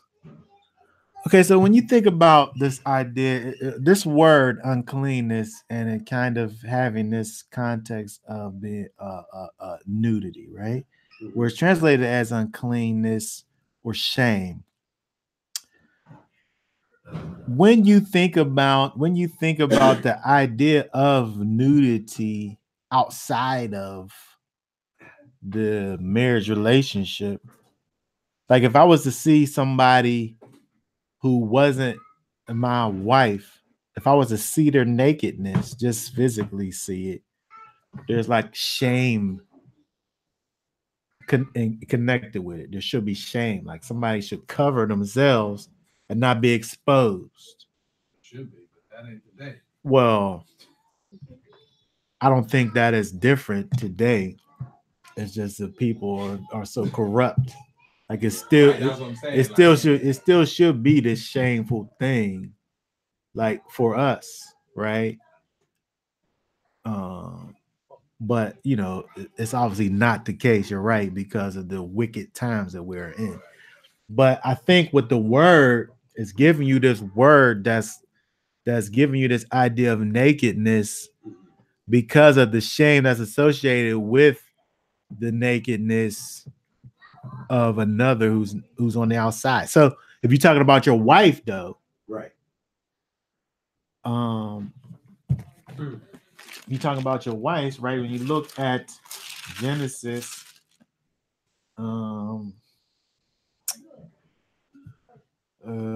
chapter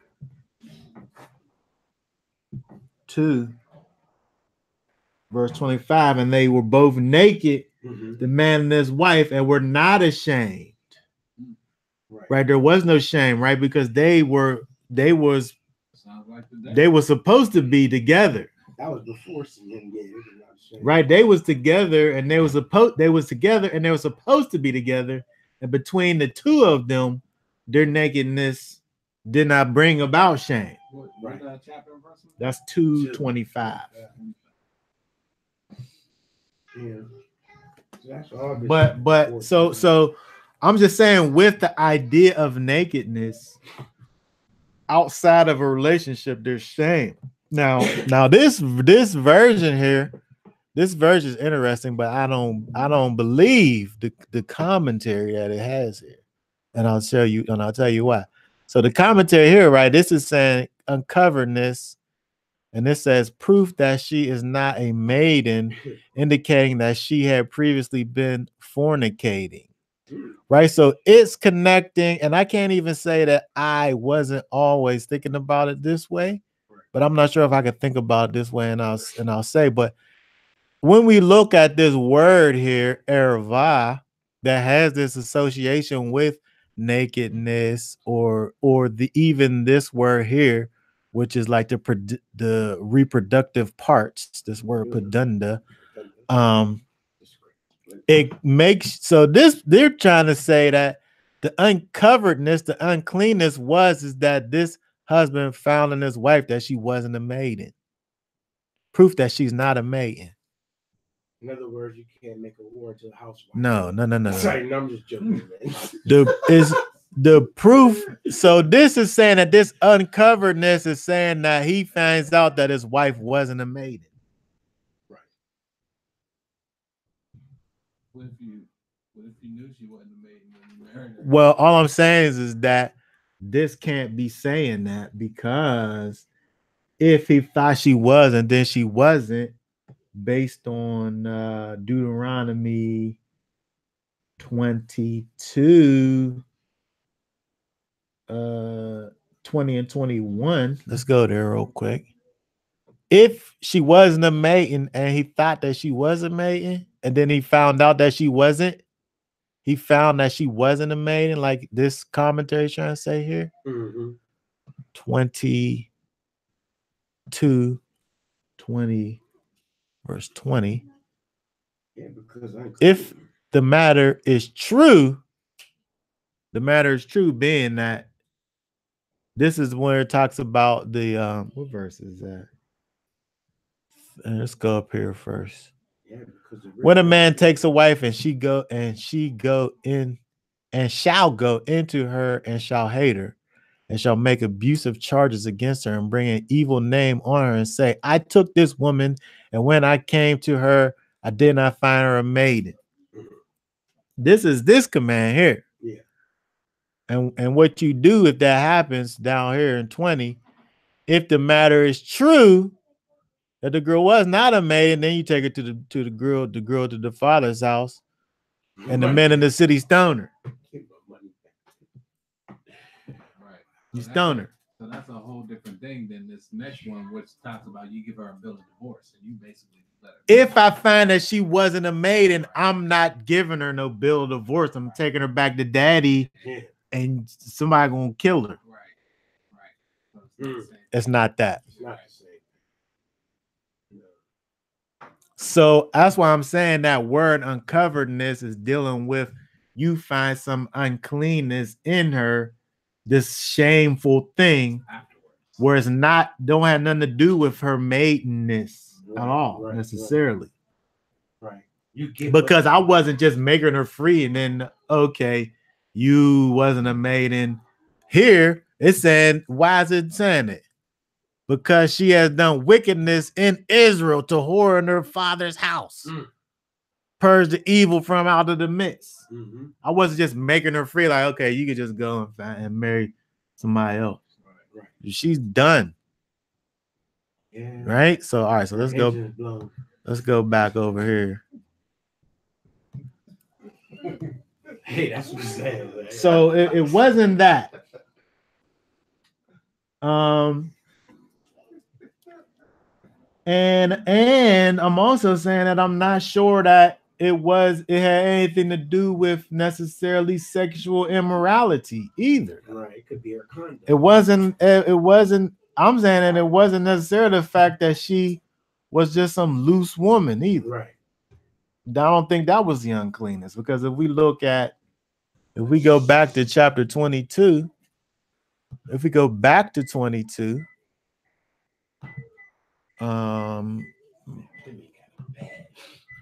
when a man is found lying with a woman married to a husband, then both of them shall die. Right? So if I find out that my wife is laying with some other man, I'm not going to just say, all right, you can have her. Both of y'all going to die. Yeah. I'm not giving her a bill of divorce for that. Right. That's why, I mean, you have so many cases where men come home, catch their wife cheating, and they kill both of them. Well, yeah. Well, captivity, of course, you're gonna go to jail for it. Yeah. Captivity. Well, actually, no, I don't think they go to jail, because that You get a good lawyer, you might get off kind of one of them heat of the moment like, things. You basically snap. Yeah, but don't you try it. Man, but when I was incarcerated with this guy named George Mitchell, right? He was in jail. You gonna say his whole government? Well, he's gone. He's gone. So he's always say about his wife cheating on him. He said, when I get home, I'm gonna kill her. We always thought he meant like, skirts, talk crazy to her or do something to her. He literally meant this. So I never believed he would actually kill her. But eventually he got home and chopped her head off. Yeah, he was on the news, went to jail for it and everything. He wasn't playing. But he was not playing. He made his words. Yeah, he did, man. Yeah, he made that vow and he stood too. That's something crucial. It's a little different than stoning, but yeah, the same results. Yeah. So I'm saying all that to say the matter of uncoveredness is some type of disgrace, shame, but not necessarily dealing with like sexual immorality. So you're saying some of these other words can actually not be connected to, sex. And I'm saying that we get the idea of the uncleanness because of the word that literally, the word here they're saying means this. It means nudity. So the things that's associated with nudity is getting you to the definition in terms of the uncleanness. So basically, shame couldn't be like, all right, after separation, my wife was slandering me, bringing shame to my name. That couldn't be. I'm saying that it don't have to be nudity. I'm saying the idea that it wants you to get when it gives you this word that means nudity is the shame. So shame is the point, is what I'm saying. Yeah, shame. Or where it even goes to in some verses and say uncleanness. Right. So I'm saying that it don't necessarily have to have anything to do with nakedness per se. It's using that word to kind of get you to a thought process of shame and uncoveredness or uncleanness. Right. So it could be that what you saying. Oh, it could be that too. Yeah. Oh, okay. That could be the shame. So you can get rid of them. But also, right? Also, so in the context of all of this, right? You still have this aspect of once you put her off and then she moves on, you now you don't reach the point of no return now. Right.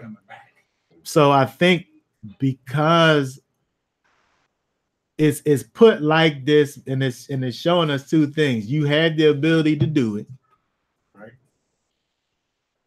But if she goes out there and joins herself to another, there ain't no redos here.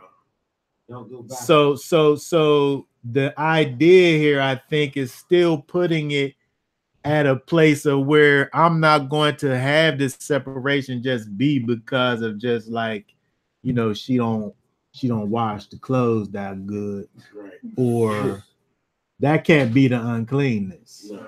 Right? She don't know how to. Not clean, though. She don't know how to fry chicken that good. You know what I mean? That can't be the uncleanness, right? Yes. Beyond that. It's a serious matter that's gonna bring you to this place so serious that that I'm saying the separation thing is so serious.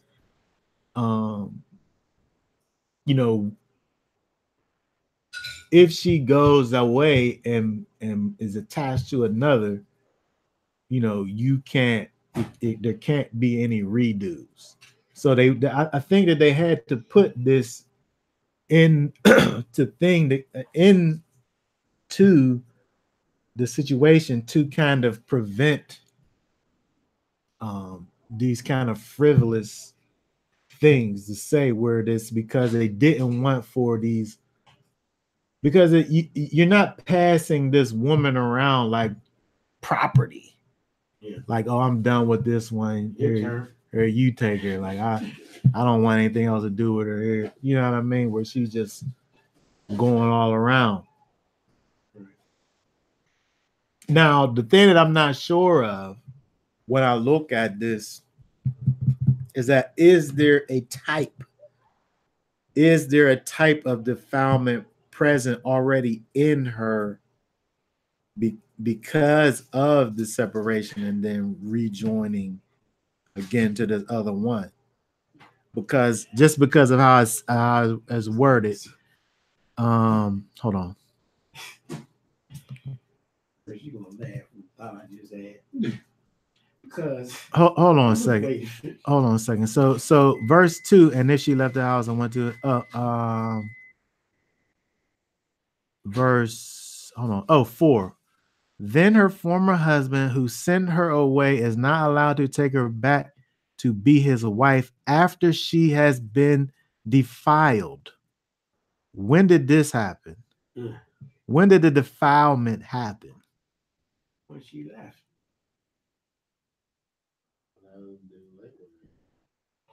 I was up in verses something, maybe like 2 or 3 guys or something. And one of them died. She married her. She had a husband. She was put away. She married a second husband. The second husband died. And then now she wants to come back. And once she wants to come back. So I'm saying, when did this happen? Yeah. The defilement? Yeah. Oh, by her going into the second husband. Yeah. It's almost as if. Well, it's not saying that she can't, but it's almost as if, like, once she's had another man, that's where the defilement comes in. So it's like once a woman has more than one man, she's defiled. After you've been with her. Well, that's how can you take her back? Well, that's what I'm saying. It's like But we're not even talking about taking back or anything. It seems as if I'm saying the same thing you saying. It seems as if she has more than one man. It's making it's making it legal.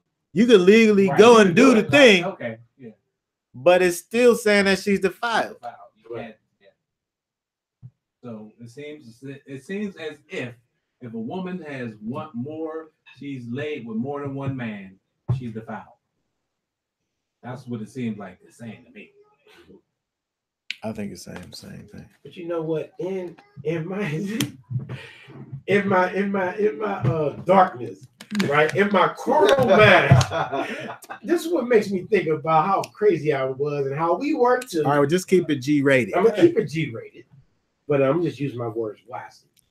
That's like when you get with a woman, you know how the scriptures say you can't fornicate, you gotta wait till you're married and all that stuff. Me and my carnal man, I like to see what I'm getting before then, because if I do wait and then it happened and it's not appealing as it should have been, then how do I get my money back, so to speak? You be thinking like that sometimes in that wickedness, you know. But that goes to show that has nothing to do with total defilement, of course. But it just made me think like that. You know, I know it's much more than just that. Well, I mean, that's the thought process that we had to kill. Yeah, I mean, we got to kill that thought process, because you wasn't, your wife is not like a car that you want to test drive. Yeah, I mean, there ain't no such thing as that. But I wanted to. The parents would get together and say, Hiskey, Chris got a daughter for you, and y'all gonna be married. Oh, great. Yeah. Great. When's the date? Like, you know what I mean? It's not like we gonna see if it's gonna work out or anything like that.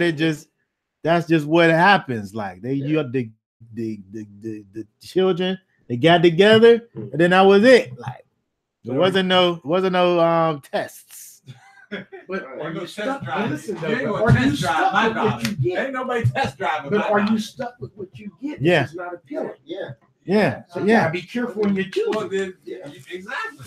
Right. Exactly. Like if it ain't appealing, you should know it's if something ain't appealing, and anything else could be. But can you imagine waking up saying, "Oh man," and then what you doing? And then what you doing here, based on this, is now you setting up. Now she was able to go and marry again. Right.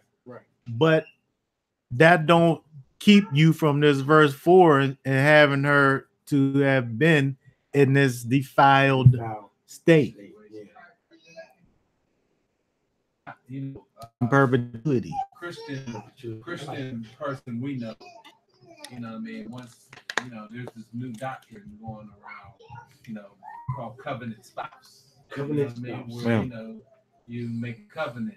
You're in a covenant with your wife, and so once you're in the covenant, it's forever. There's no no turning back, right? So basically, he told a scenario about a man who got married to a woman. They got a divorce. This woman married somebody else. Then she and the guy she was married to now learned about her being in a covenant relationship with her first husband, and they said, well, we're in an adulterous relationship. She divorces him, goes back to her husband, make up the breakup. They get remarried, then he dies, then she goes back. Now I can't. To the guy. Oh my goodness. That she married. It's a real story. This is a real story, and they believe that that's how it should be. So they picked it where they left off. I mean, that's the exact thing that you got right there. They done took it a step further. She went back and then went back and do nothing. Wow. She was just like. She was thrown back and forth. Yeah. Wow. I mean. That verse is trying to prevent him. Yeah. Just trying to prevent that's the exact scenario that this verse don't want you to do. Yeah. Those people justify anything. I mean, the marriage covenant is a strong covenant. Strong covenant. And the same brother, he believes that he was married 2 times before he's married to his now wife now. Mm. And he believes like, oh, those marriages don't count because those 2 women I married were married before me. So I was in adultery then, and now this is my real first wedding. I think that now, as we're thinking about these verses, I think that what's happened in that particular person's scenario is that if you say, because again, when we get down to verse 4, it talks about not, you can't take the wife back because she's been defiled. So she in that way is defiled. So again, she was legally able to be with this man, this new man, right? Right. That was legit. But that don't mean that she wasn't defiled. Right. It don't seem like. So I'm saying that person that you talking about, it don't make his marriages null and void. It just means that he married some defiled women. That's what I see. It seemed like he married some defiled women. Yeah, not that the marriages wasn't valid. Of course they was valid. But you just married defiled women. It's like you marry a woman that just been known to jump around, strut her stuff, work what her mama gave her, all that crazy stuff. And you get with her thinking you're going to change her, only to find out you're not. And she starts doing that stuff again. So you found that she is very defiled. There's nothing changed in her, So I think that, to me, I feel like moving forward,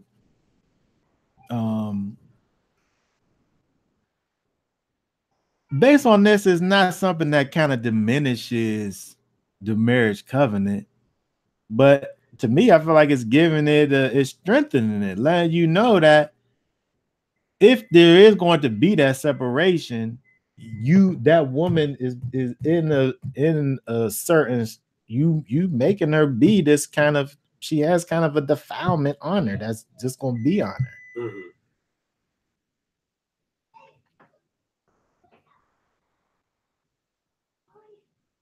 Right. But it's not where people sit up there. I don't see how you can erase these verses from the Bible, which it seems like people do. What does it say at the top? This is just somebody's laws concerning. That's just what they wrote in there. They wrote. Yeah. Okay. Let's keep on going here. Yeah, tie your shoe into this. Well, if you think about this idea of, I talked about this before. Mm-hmm. If you think about the fact that the Most High has married Israel, right, and because of Israel's uncleanness, right, he also put his people away. Yeah, because what they do, prostituted themselves to other idols. But then what he also had to do was make a way so that he was able to be joined back to his people again. Right. Because he couldn't just take Israel just the way they was, because you have this situation. Mm-hmm. Like, you could look at this from a spiritual perspective, right? Yeah. The Most High has divorced his people. Right. Because the people done broke that covenant. The people done broke the covenant, right? Right. But even though they broke the covenant, the Most High can't just take Israel back just because he gonna bring that defiled wife back in, right? He gonna bring the defilement back in, right? Right. So something what we have here, right? The thing that's done is Messiah, is Yeshua, right? Where now Yeshua comes, right? Right. Where we think about the fact that you have a death, and the thing is doubly done, where you have Yeshua, where the way that he's able to take his bride, first he dies and becomes renewed, right? And then he takes his bride, which by the time you get to that marriage with the husband, the bride has also died, right? When you think about the bride's marriage to Messiah, you know, this stage is kind of just the betrothal promissory stage in terms of, you know, we dedicated to the bridegroom who is Messiah. Right. But the marriage hasn't happened. Just a betrothal stage. Right. So I'm saying that you have like a double death thing that happens to get to the marriage place, where even from a spiritual perspective, the Most High is not breaking his own marriage laws, where he just takes back his divorce bride, right? Yeah. Where he accounts for that, and we have that cleansing process, that removal of the defilement on both ends. Right? Yeah.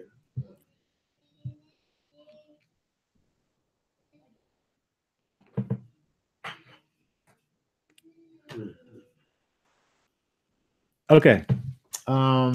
Let's see here. Verse 5. Verse 5. Read verse 5 real quick. When a man has taken a new wife, let him not go out into the army, nor let any matter be imposed upon him. He shall be exempt 1 year for the sake of his home, to rejoice with his wife whom he hath taken. Okay, very good. So when we look at this, right, in Israel, you know, when the man got married, he was able just be free, just to bring samach, happiness, extreme joy to his wife for a year. He didn't have to worry about going out and fighting. He didn't have to worry about getting into no long-term business dealings and journeys that took him away from the family. He was able to just be home and bring joy to his wife. Right. In fact, he was commanded to do so. That's what you was Cheer up. you right. That word is samak, which is to brighten up or cheer up, Yeah.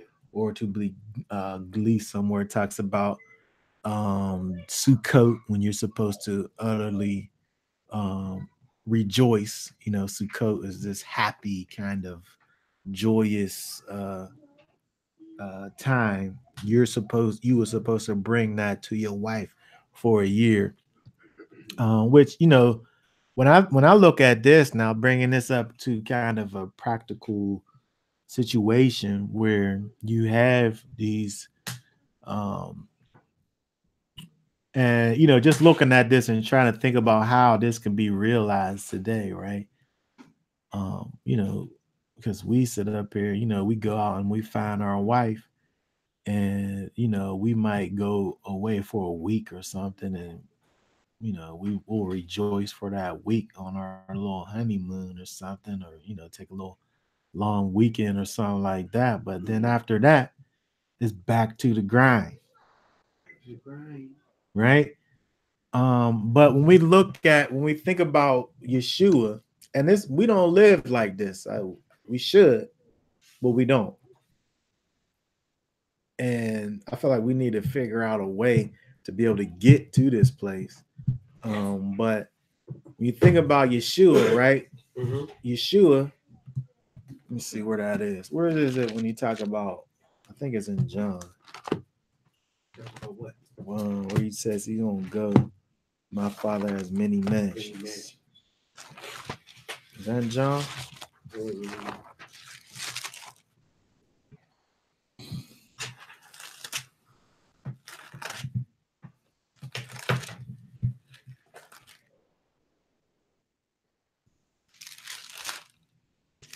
Oh, that's in John 14 too. We'll read that.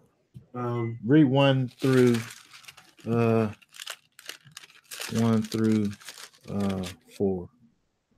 okay, 1 through 4, right? Yeah. Let me get to it because it took me somewhere else. John. Okay, here we go. John 1, chapter 1, right? 14, 1 through 4. All right. John It 14. says, let not your heart be troubled. Yea, believe in Yah. Believe also in me. In my Father's house are many mansions. If it were not so, I would have told you. I go to prepare a place for you. And if I go and prepare a place for you, I will come again and will receive you unto myself, that where I am, there ye may be also. And whether I go, ye know, and the way ye know. All right, so the Messiah. We think about Messiah as the bride and Israel as Messiah as the husband and Israel being the bride. Prior to the marriage, the husband is going away to provide a place for them to be able to dwell together in. Right, he goes off to set those things up and get everything in order first and foremost. And then once he get that straight, then he come back, get the bride, and they go back and they live happily ever after. But how do we even get to the place of having a year to not be with the army or nothing if he don't got his situation lined up in the first place? Right. Yeah, that's very true. I'm saying best case scenario. I don't know nobody who lives like this, but that don't mean that the future can't be worked towards that goal. Right. As to where we got these little young ones coming up, where we at the place where we got many mansions. Right. You know what I mean? We got things set up for them where they're able to have things in order, where they're not bringing their wives into the struggle, right? Where they are able to just, sit back and do whatever they need to do for that rejoicing time for that year. You know what I mean? Where they're able to have that commandment be fulfilled. Right. Because they didn't just go and, in their youthful desires, just go out and go and try to join themselves with somebody. Now we sitting up here struggling. Right. Because I didn't get my house in order first. So I'm bringing my wife and children into the struggle. Like, it don't seem like the system wasn't set up like that. You went and you had your situation together. You got your situation together. Then you bringing your wife into a together situation. Right. Where we're sitting here like, we coming up together, like, you know what I mean? Where it seems best case scenario, the man gets himself together. He goes out. He got a nice everything set up. Right. Foundation laid. Now I'm gonna go and now I'm gonna bring this woman in and we're gonna build this house up, right? Right.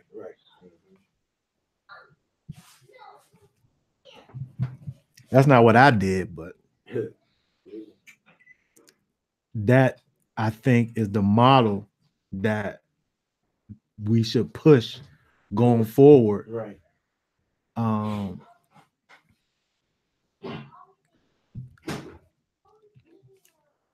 Based on what we see right there. To me, that's the only way this happens. That's the only way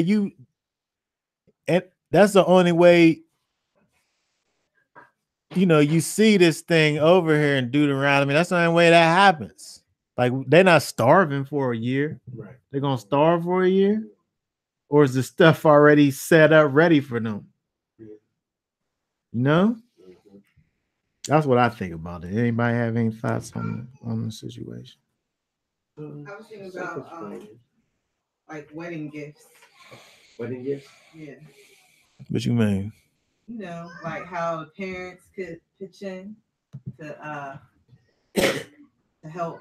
I'm talking about right now in our society, where parents could help out and make sure that. So you saying instead of the man having things ready, depend on what he gonna get at the wedding. Oh, I think that's what some people do. You know, you spend a lot of money on a wedding. I don't feel like this is something that's unpractical. You know what I mean? As far as teaching the children. If you got people that are grown, you know what I mean, and it's hard. And even people that's grown, I think you still able to set up a situation where you're able to bring your wife into a situation that is according to the how the Most High wants for families to be. I don't think that's beyond. I don't think it's unreasonable to think about things in that way. I mean, for me, myself, for me, wedding gifts could help the people who aren't all the way prepared. Right, but what I'm saying is that there's nothing that's stopping a person from saying, I'm going to get things in order, right, prior, like prepare a place to receive the bride. There ain't nothing stopping that person from doing that. Right. You know, there's nothing stopping you from doing that. It may be difficult, but everything's difficult these days. You know what I mean? If you set goals, set those goals to have things in order where you bringing your wife to be into a good situation that's not kind of dysfunctional. I mean, I'm not ashamed to say that my situation is just becoming functional over the last however old Ariel is. I was already 3 years, going on 4 years, right? I couldn't live without my wife going to work. Couldn't live without her working. I was starved to death. And there's a whole bunch of people that's the case for them. But all I'm saying is that there is a best case scenario that I think that people should work towards. And if you're not married, then we prioritize the physical relationship before we think about the ways and means that it takes to kind of sustain the relationship, like everyday living things, right? And I feel like Messiah is giving us a picture of how that should be and what he does, and that he said he's going to. I got the bride in mind. Right. I know who she gonna be. But before we seal the deal, I'm gonna go out here and prepare this place to be able to receive you in. And then if we see that happen, then we'll be able to see the fulfillment of this Deuteronomy 24 verse 5, where he's able to just rejoice with his wife and don't have to think about nothing, the struggle until this season of rejoicing is past. I'm just saying it's not something that's too lofty of an idea to think about, especially with these young ones, where they got all types of time to prepare. Like, we lived through it, so now we can steer them in the direction to do it. Because we wasn't, may have not been steered in that direction. We definitely would. That's not the society. Exactly. That's not it at all. People go to college and they meet their wives in college. They get married together and they get into the workforce together and start having kids like that. It's a whole other thought process. Yeah.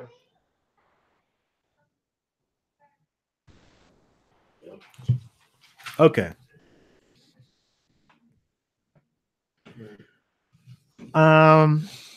This one 24 verse 6.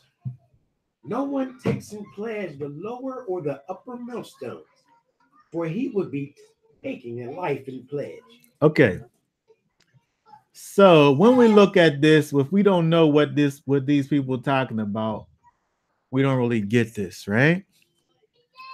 But this hand mill or upper millstone thing is where they took, it was like a thing that you was able to take and use to grind your grains into bread. And this thing was kind of like this thing that you use, and you was able to make your daily amount of bread with this millstone thing. So no one takes in pledge.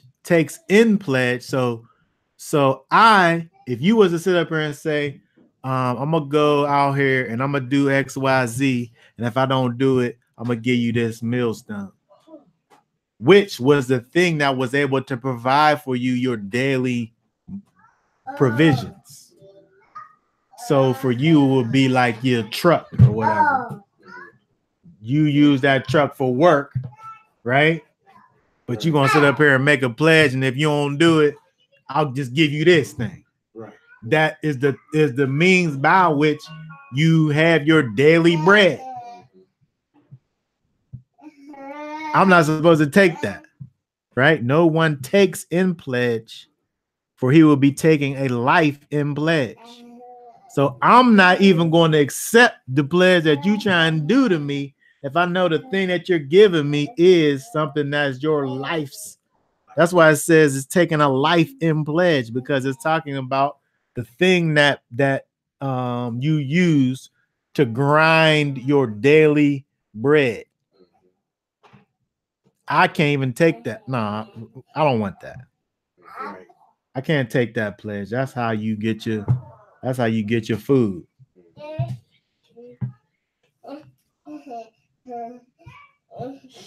It's a thing that's look at here. Let's look at this. Hush, child.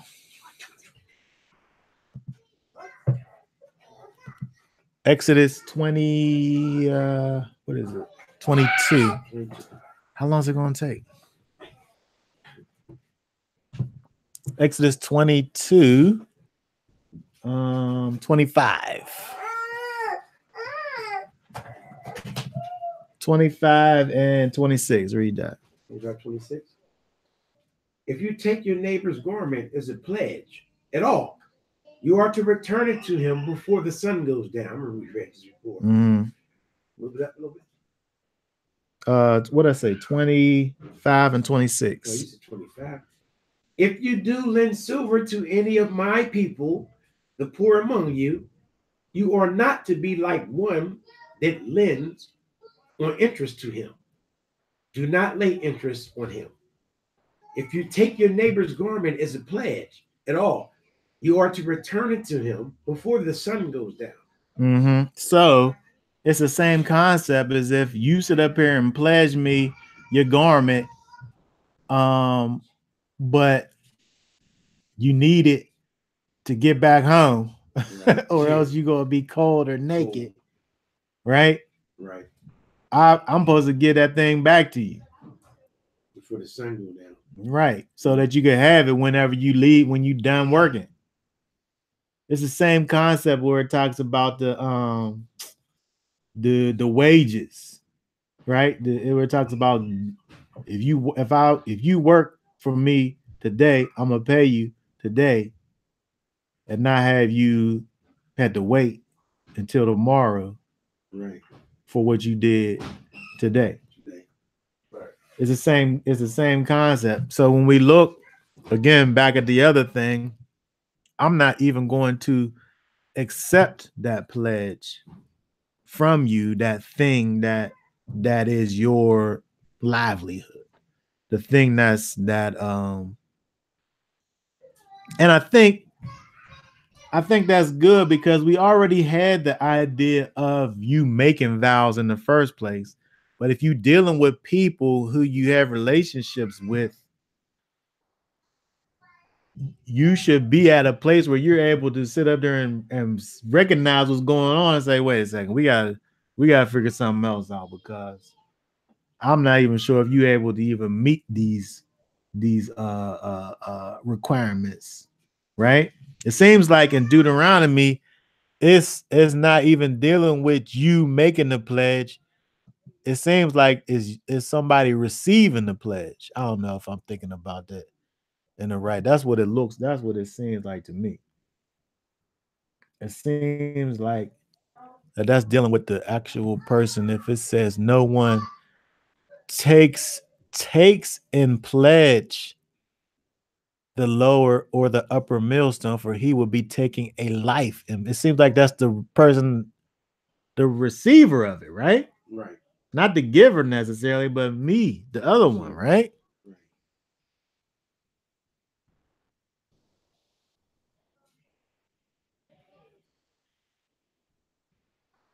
I mean, what caused you to think about, taking advantage of people and or having some type of understanding or even compassion for somebody else in your dealings.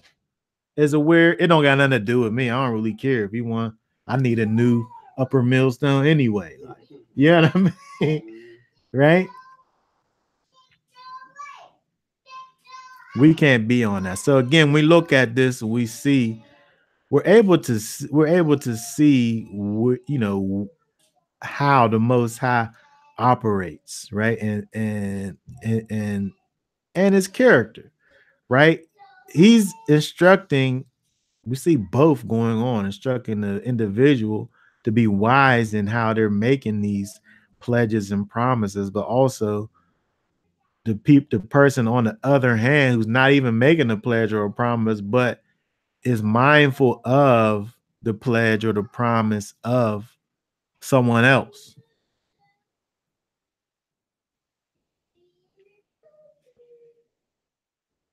All right, let's keep on going. You're gonna start. Let me see how far down it goes here. Oh, that's just an individual one. Verse 7. Start at 7. You're just 7. That's right. Just 7. When a man is found kidnapping any of his brothers of the children of Israel and treats him harshly or sells him, then that kidnapper shall die.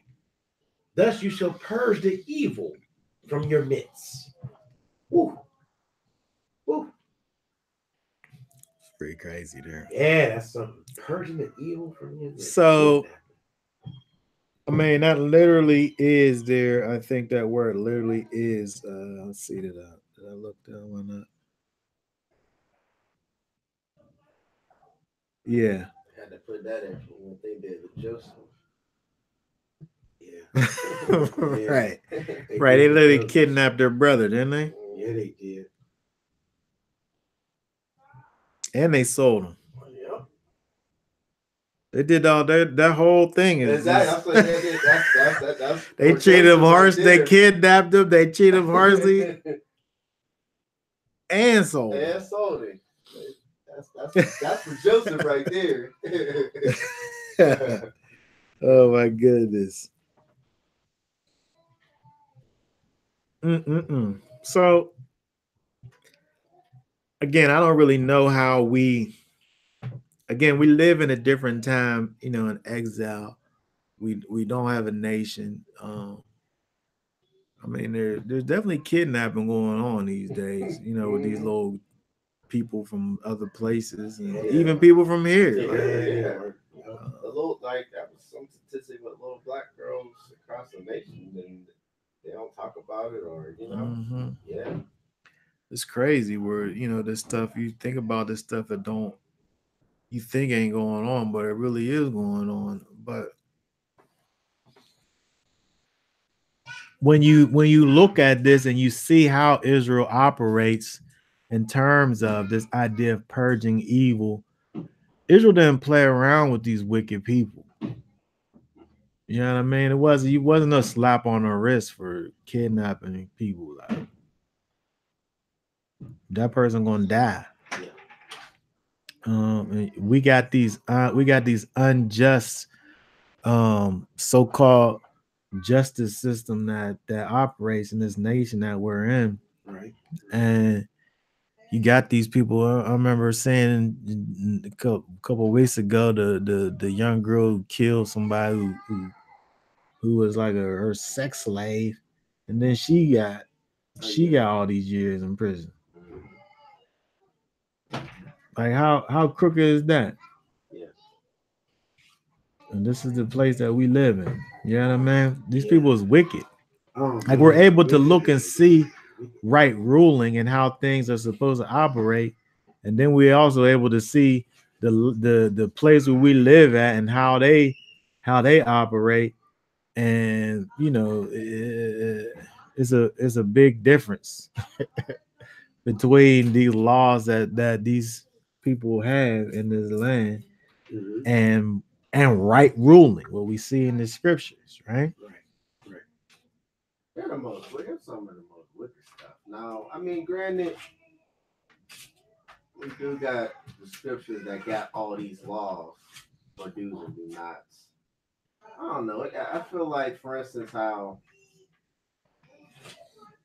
being Israel, it's a culture. So you grow up in it, you told about it, and you teach to the children. And it's like, in this society, you supposed to should be taught the law in grade school. How is it, I need a lawyer. You mean like the laws of the land that we live in? Yeah. I mean, maybe not to the There's a separation to the T to the dot to the I, but this should be at least a law class starting from middle school up to high school. You got one of them classes is the law, because they got so many. You gotta be a specialty, literally like priest. You don't know if you're breaking. You could be breaking stuff you don't even know. You don't even know like certain laws and all these penal codes and. Come on, you like, oh, I bought land. I got an addition. Oh, we got ordinance code. This. Yeah. You don't know that. Mm-hmm. You just thought I bought this land. I could do what I want. I paid money. I can't even put a fence on my land without doing some more paperwork. Exactly. So that's another. I think that's wickedness too. It's like, yeah. So many snares and traps in this unwicked place. Yeah. Mm-hmm. Okay, let me see here. I'm gonna skip over to the next portion, I think.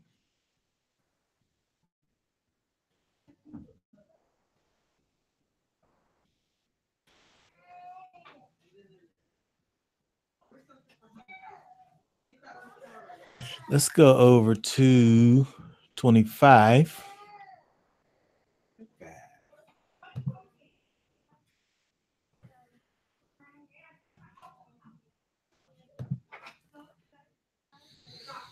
Let's see, 25, 1 through 3. When there is a dispute between men, then they shall come unto judgment, and they shall be judged. And the righteous declared righteous, and the wrongdoer declared wrong. And it shall be, if the wrongdoer is to be struck, that the judge shall cause him to lie down and be struck in his presence, with the number of blows according to his wrong. 40 stripes he gives him, but no more, lest he strikes him with any more blows than these, and your brother be degraded before your eyes. Okay, so when I see that, when it brings up this idea of uh when you look at these, and this is something that else that's wrong with this place that we live in, where I can't uh depend on blind justice, Mm. right? Where it's just going to deal with what happened. Mm. I can't look at you guys have a dispute with each other and just deal with that. I got to deal with his whole background and where he come from and all of these mitigating circumstances that brought him to this place. And I'm going to also render my judgment based on your susceptibility to do more damage or whatever, instead of just the fact that y'all was fighting and he did something to you. Right, but you happen to be some rich person from some affluent neighborhood and you was some thug from the streets, From the Hill District. and so I'm not going to just deal with you based on what happened, but I'm going to deal with you based on like who you are. Right, where here is looking at where it's just looking at the situation. I'm going to deal things that's going to be judged and declared righteous. Righteous, right. Right, and the wrongdoer just declared wrong, and he's not going to get more strikes because he's like a wrongdoer. Like, Right. he's just going to get the amount of stripes that he's supposed to get. Right.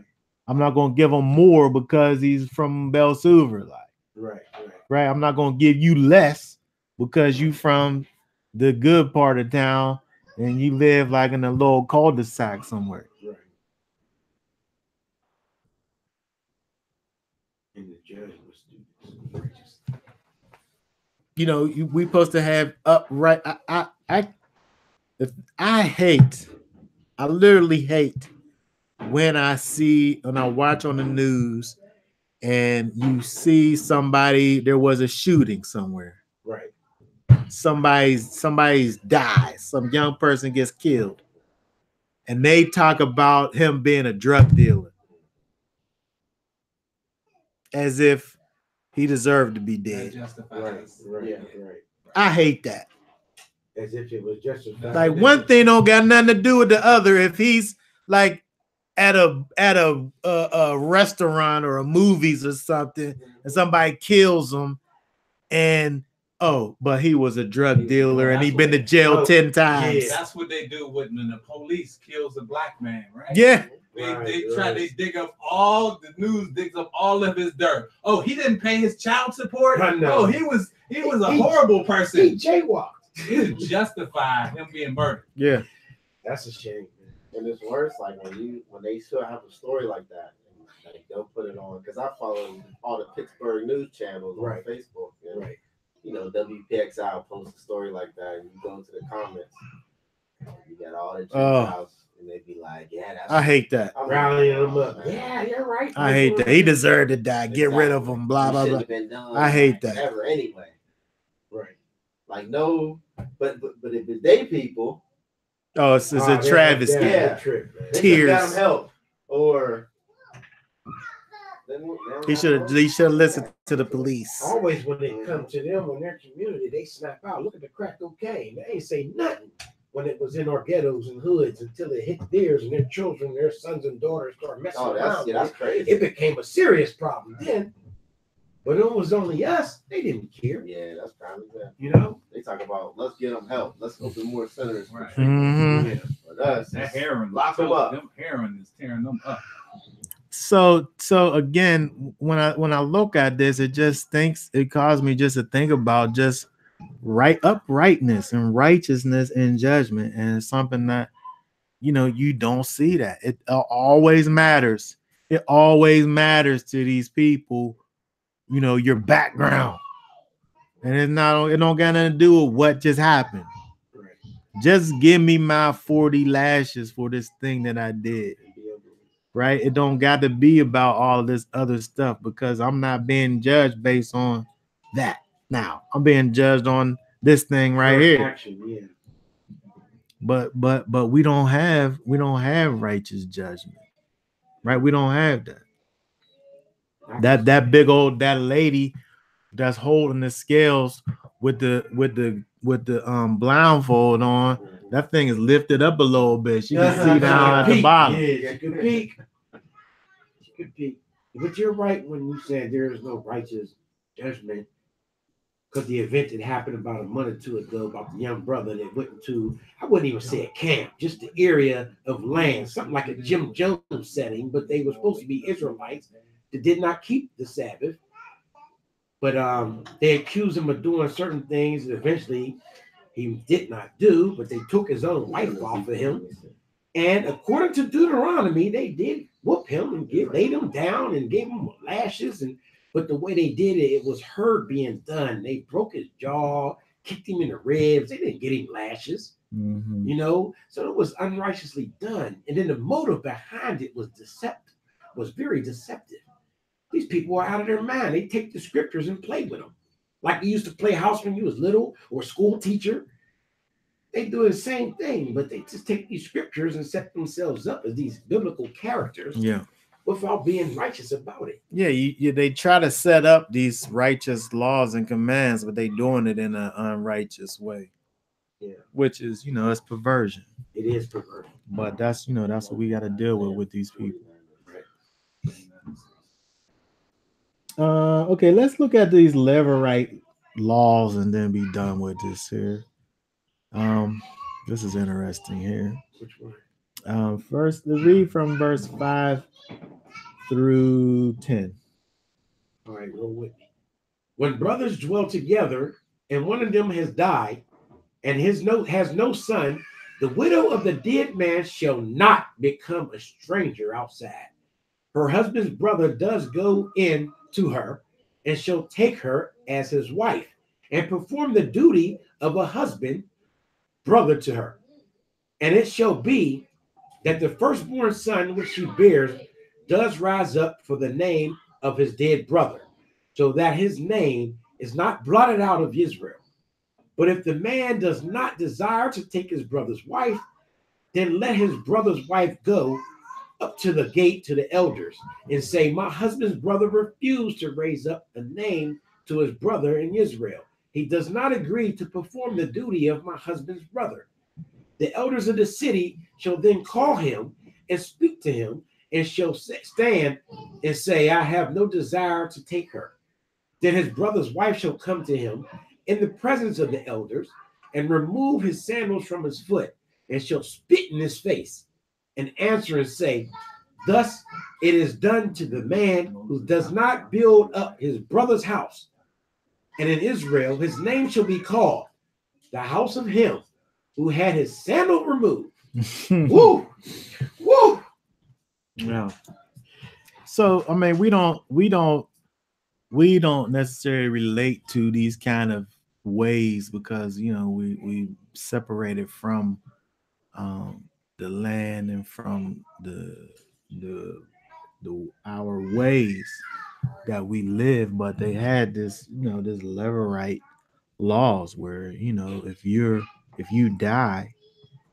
you was to die and you didn't have no children before you died, your brother would have a child in your name, right, with your wife.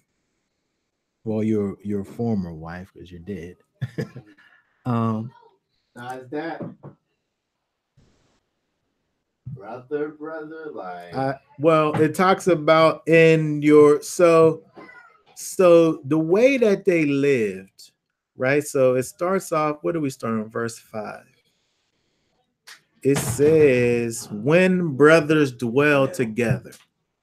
So say so the way that they lived was kind of like you had like father of the house. And there might have been families within that.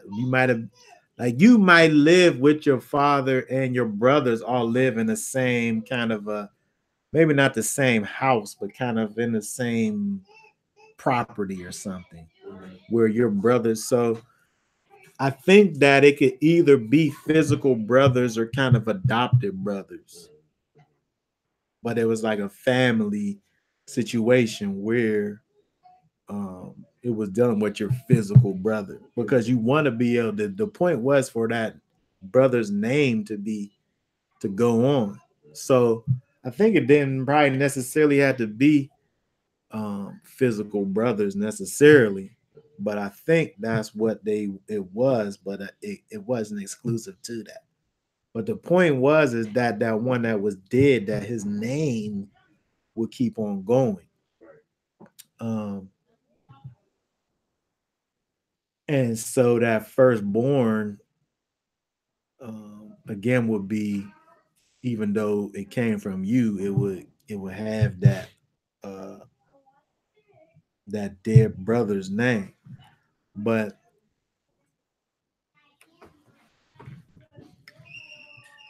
it's saying like it gets into talking about so there's honor really in that action, in this thing that they're doing. There's honor in that, where you have this selfish person like, I don't want to do that. Like, I don't want that. Like we can't really fathom it, when we think about it and how we live. Like, I don't want to take my brother's wife for. Like, she get, what I mean? We don't think about it like that, but in the culture that they was living in at that time, that was like what you did that, and it was an honorable thing. So much we could see how it was dishonorable for him not to do it, where he spit. I don't see many places in the scriptures where it talks about people being spit in the face, but you see it here. I think it also talks about it when Miriam spoke against Moses. Yeah. Don't it say it there? What happened? Let me see if it did. I can't remember.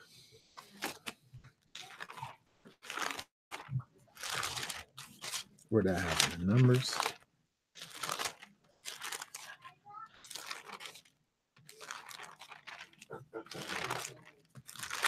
Let's see if I'm right.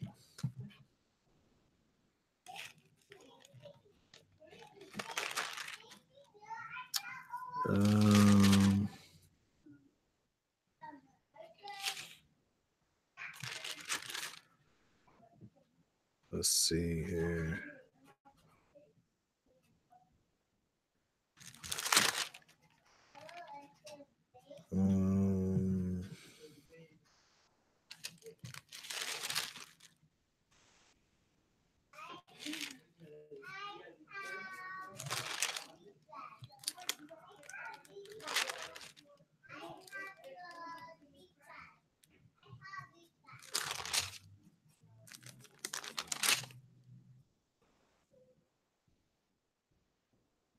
Where is?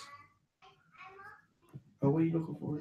I'm looking for whenever Miriam spoke against Moses.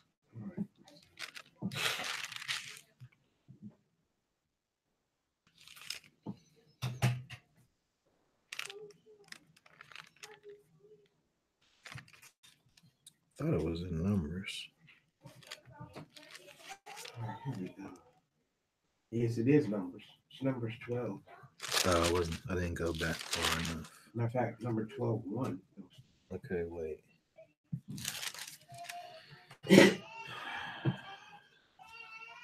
Moses 12:13 says, and Moses cried unto Yahweh, saying, heal her now, O Elohim, I beseech thee. And Yahweh said unto Moses, if her father had but spit in her face, should she not be ashamed 7 days?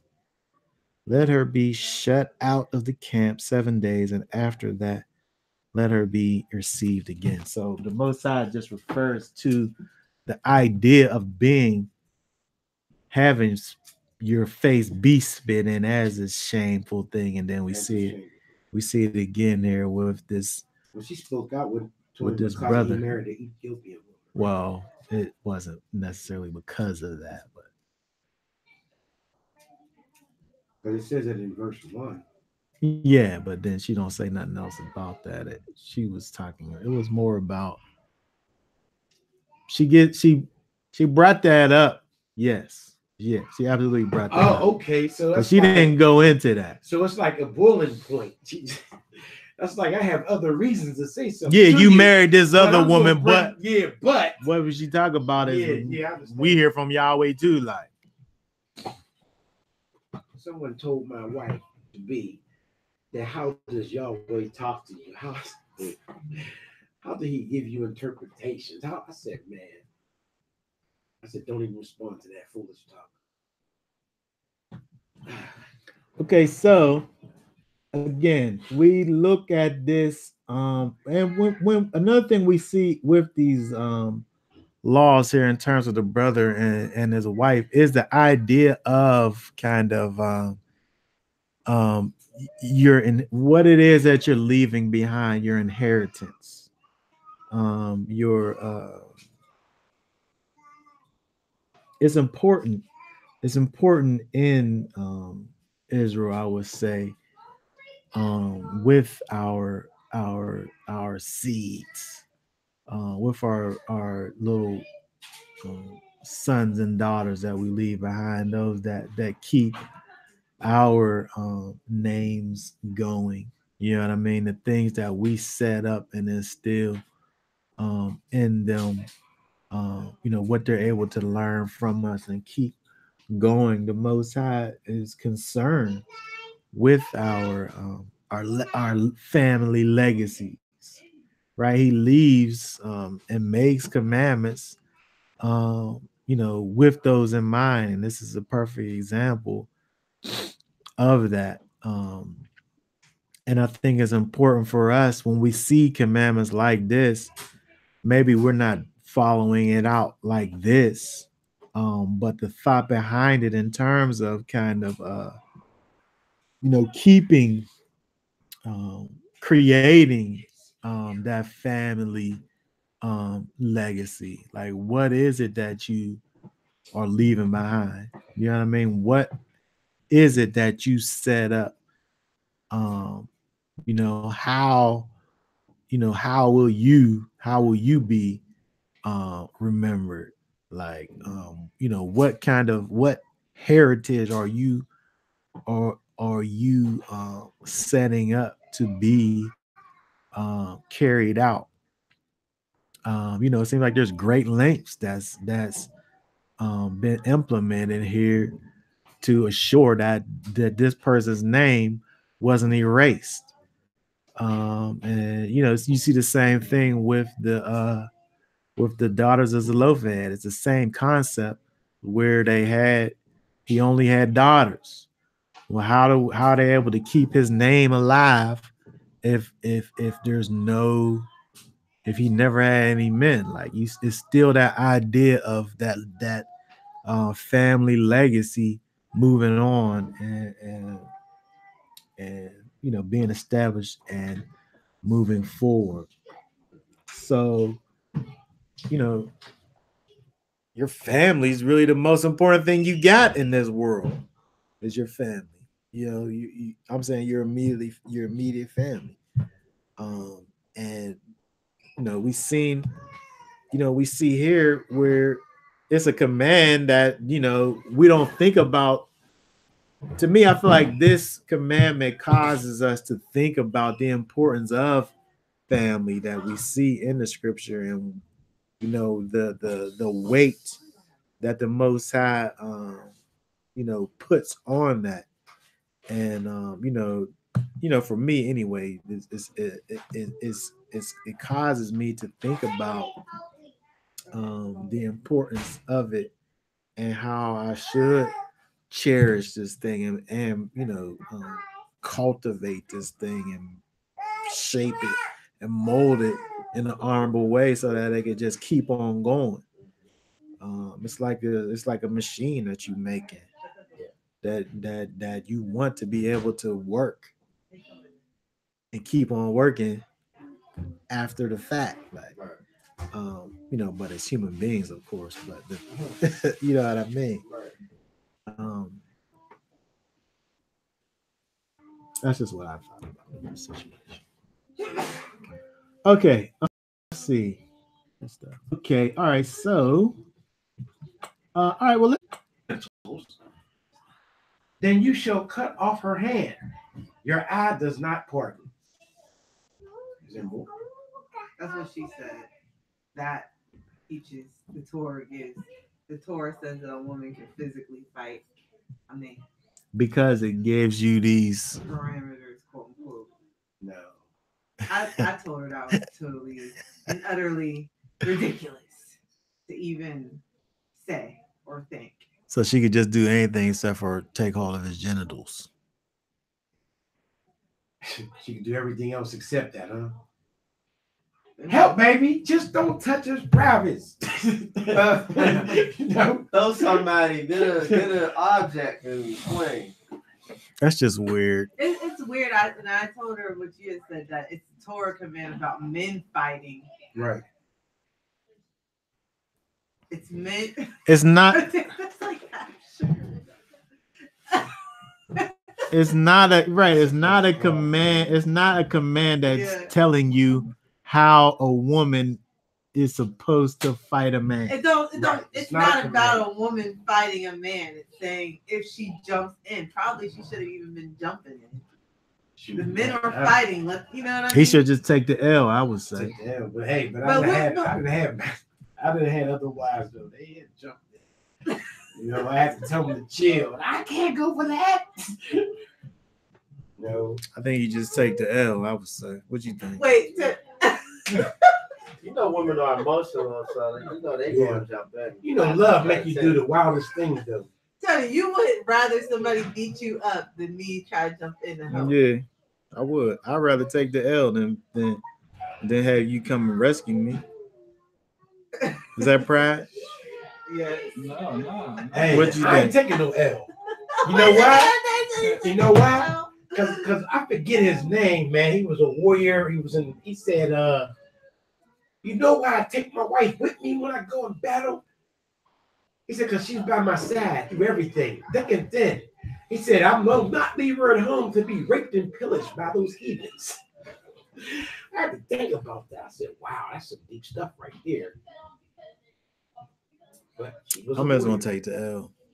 Yeah, I mean, because, she could get hurt. You know what I'm saying? She jump in it. Next thing you know, she get hurt. You snapping out. Both of y'all getting beat then up. You're going to turn into a... Told Anna's wife got beat. What they say? We roll together, we get beat up together. Nah. That's the street stuff. Yeah, they can have that. We get beat up together. All right, I wanted to end off on verse 17. Verse 17 through 17, 18, and 19. Oh, yeah, that's the end of the chapter anyway. What's Amalek? Is that Amalek? Amalek. Remember what Amalek did to you on the way as you were coming out of Mistrim, Egypt. How he met you on the way and attacked your back. All the feeble ones in your rear, when you were tired and weary. And he did not fear Elohim. Therefore, it shall be when Yah, your Elohim, has given you rest from your enemies all around, in the land which Yah, your Elohim, has given you to possess an inheritance, that you blot out the remembrance of Amalek from under the heavens. Do not forget. What happened? Do not forget. This commandment here is interesting. Mm-hmm. Because you have this remembrance of these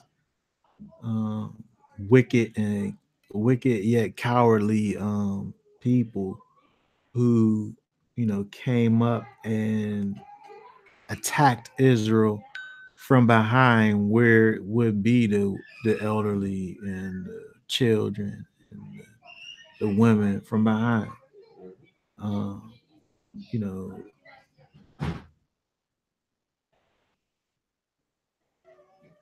and then you have this command, right, to blot out the memory of these people from under heaven. You must not forget. It seems like it's a pretty serious commandment, don't it? Yeah. It seems pretty serious to me. Only problem is I don't know who them people are though. It says to I don't know who blot the them are. remembrance of Amalek from under the heavens. From under the heavens. That's from everywhere, ain't it? Blot out the It's remembrance not of even Amalek. like you dealing with, well, it's just where I could see y'all at. But from under the heavens is the whole dome. Mhm. I mean, there's a lot Everything of, under there's the a lot snow of bubble. people that's supposed to be blotted out. I mean, in the end, it says not one of Esau will remain. That's exactly what I was going to. But that's the other one who's going to be. Oh, I said this at Obadiah, where it talks about that, and that's why I'm like, Amalek wasn't that one of Esau's descendants? Amalek. The Amalekites, was they? But the thing is that, so I mean, but you can't work backwards though. The Amalekites is the Amalekites though. You know what I mean? Even though they may come from another people, you can't say, well, they came from other people, so those other people is incorporated in this. No. I'm saying I'm not going back. I'm going in progression. Esau came before this. I'm saying. But wait, you said you're saying wait, the Amalekites didn't come from. No, I'm not saying that they didn't. I'm saying if you saying that they did, I'm not saying that I need to wipe out the forefathers of the Amalekites. I don't think that's what that's saying. I think it's talking about specifically the Amalekites. Well, I'm saying Because it says something different about how you was to deal with the Edomites. It says something different. So even if you was to say that they was connected, it said you removed the whole remembrance of these people here. Mm-hmm. Yeah. Which is way stronger than just not abhorring a people. Yeah. Where that's kind of passive. Like it's not anything. Like I'm only going to not hate them because they're my brother. But these people here is pretty harsh against them. Like whatever that means, to blot out the remembrance of them is pretty aggressive, I'm saying. But all I'm saying is that I got to know who them people is in order to even think of it along those lines. So it says, son of Eliphaz by his concubine Timnan, grandson of Esau, the progenitor of the tribe of the people in southern Canaan, descendants of Amalek, the Amalekites. So, this is a descendant of Esau. And so, read the book of Obadiah. What's that whole thing about? And it talks about this, he gonna cut them like the tree down. There ain't no remembrance of them in that whole book. So I'm just saying it kind of lines up. There's another thing too, like that, for instance, in Deuteronomy. You saying in terms of what will prophetically happen to the people, right? Because it says, "Do not forget." So I mean, there's no dispensation of time or anything like "Do not forget." And also, it says. But all I'm saying, yeah, it says do not forget, but there's something for you to do as well, which is blotting out the remembrance of them from under heaven.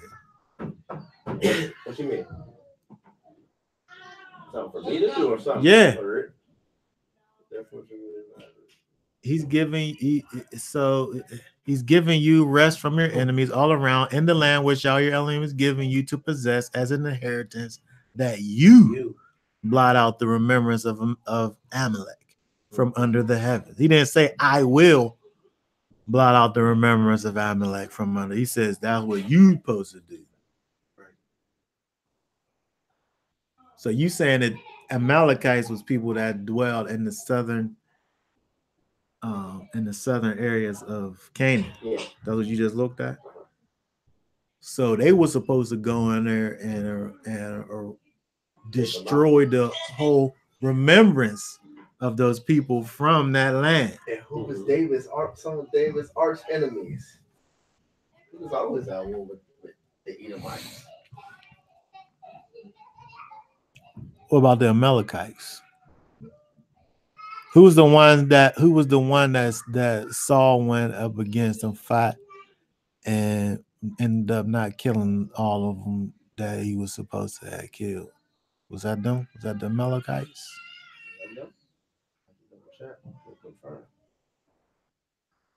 But see, I think it was, and then I think with Esther, Haman, I think came from the Amalekites.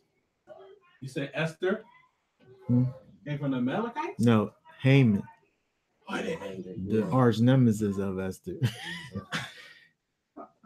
I think he came from the Amalekites.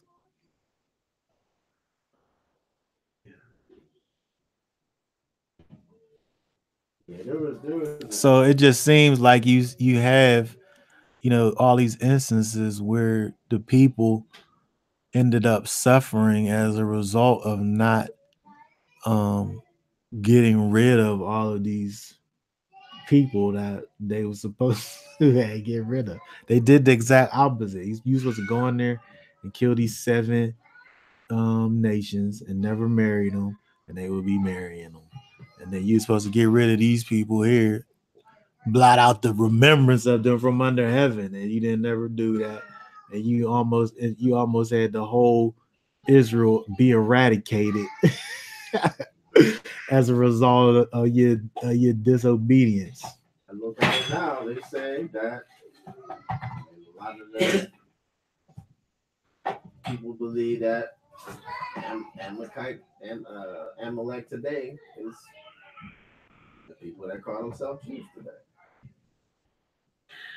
Yeah.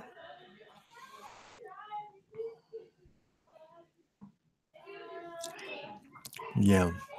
Well, I think that at the end of the day is when you get to the prophetic things of where it deals with all of these people. The Most High is going to deal with who needs to be dealt with. Oh, of course, yeah. Because we not at this point in time, we so far removed, we don't really know exactly who these people are. Like you said, they let this, we should have dealt with them then, and we didn't. Yeah. So now, only the Most High only y'all can deal with them now. Yeah. We gotta wait. Mm-hmm. We didn't listen when we should have. Yeah. Uh-oh, what was that? It's glass. Uh-oh.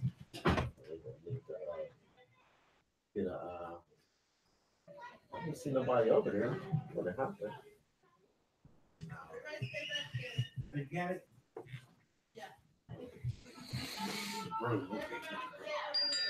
All right. Well, on that note, we're gonna go ahead and get your mom some shoes. We're done with this. Get her bare feet. Get your mom shoes. Get her some shoes. Yeah, go ahead and take care of these little youngsters. All right, so we're gonna be done with this for now.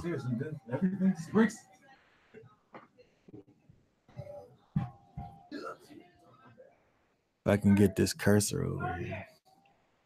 Oh, here it is. Okay. All right, we're gonna go ahead and shut this down.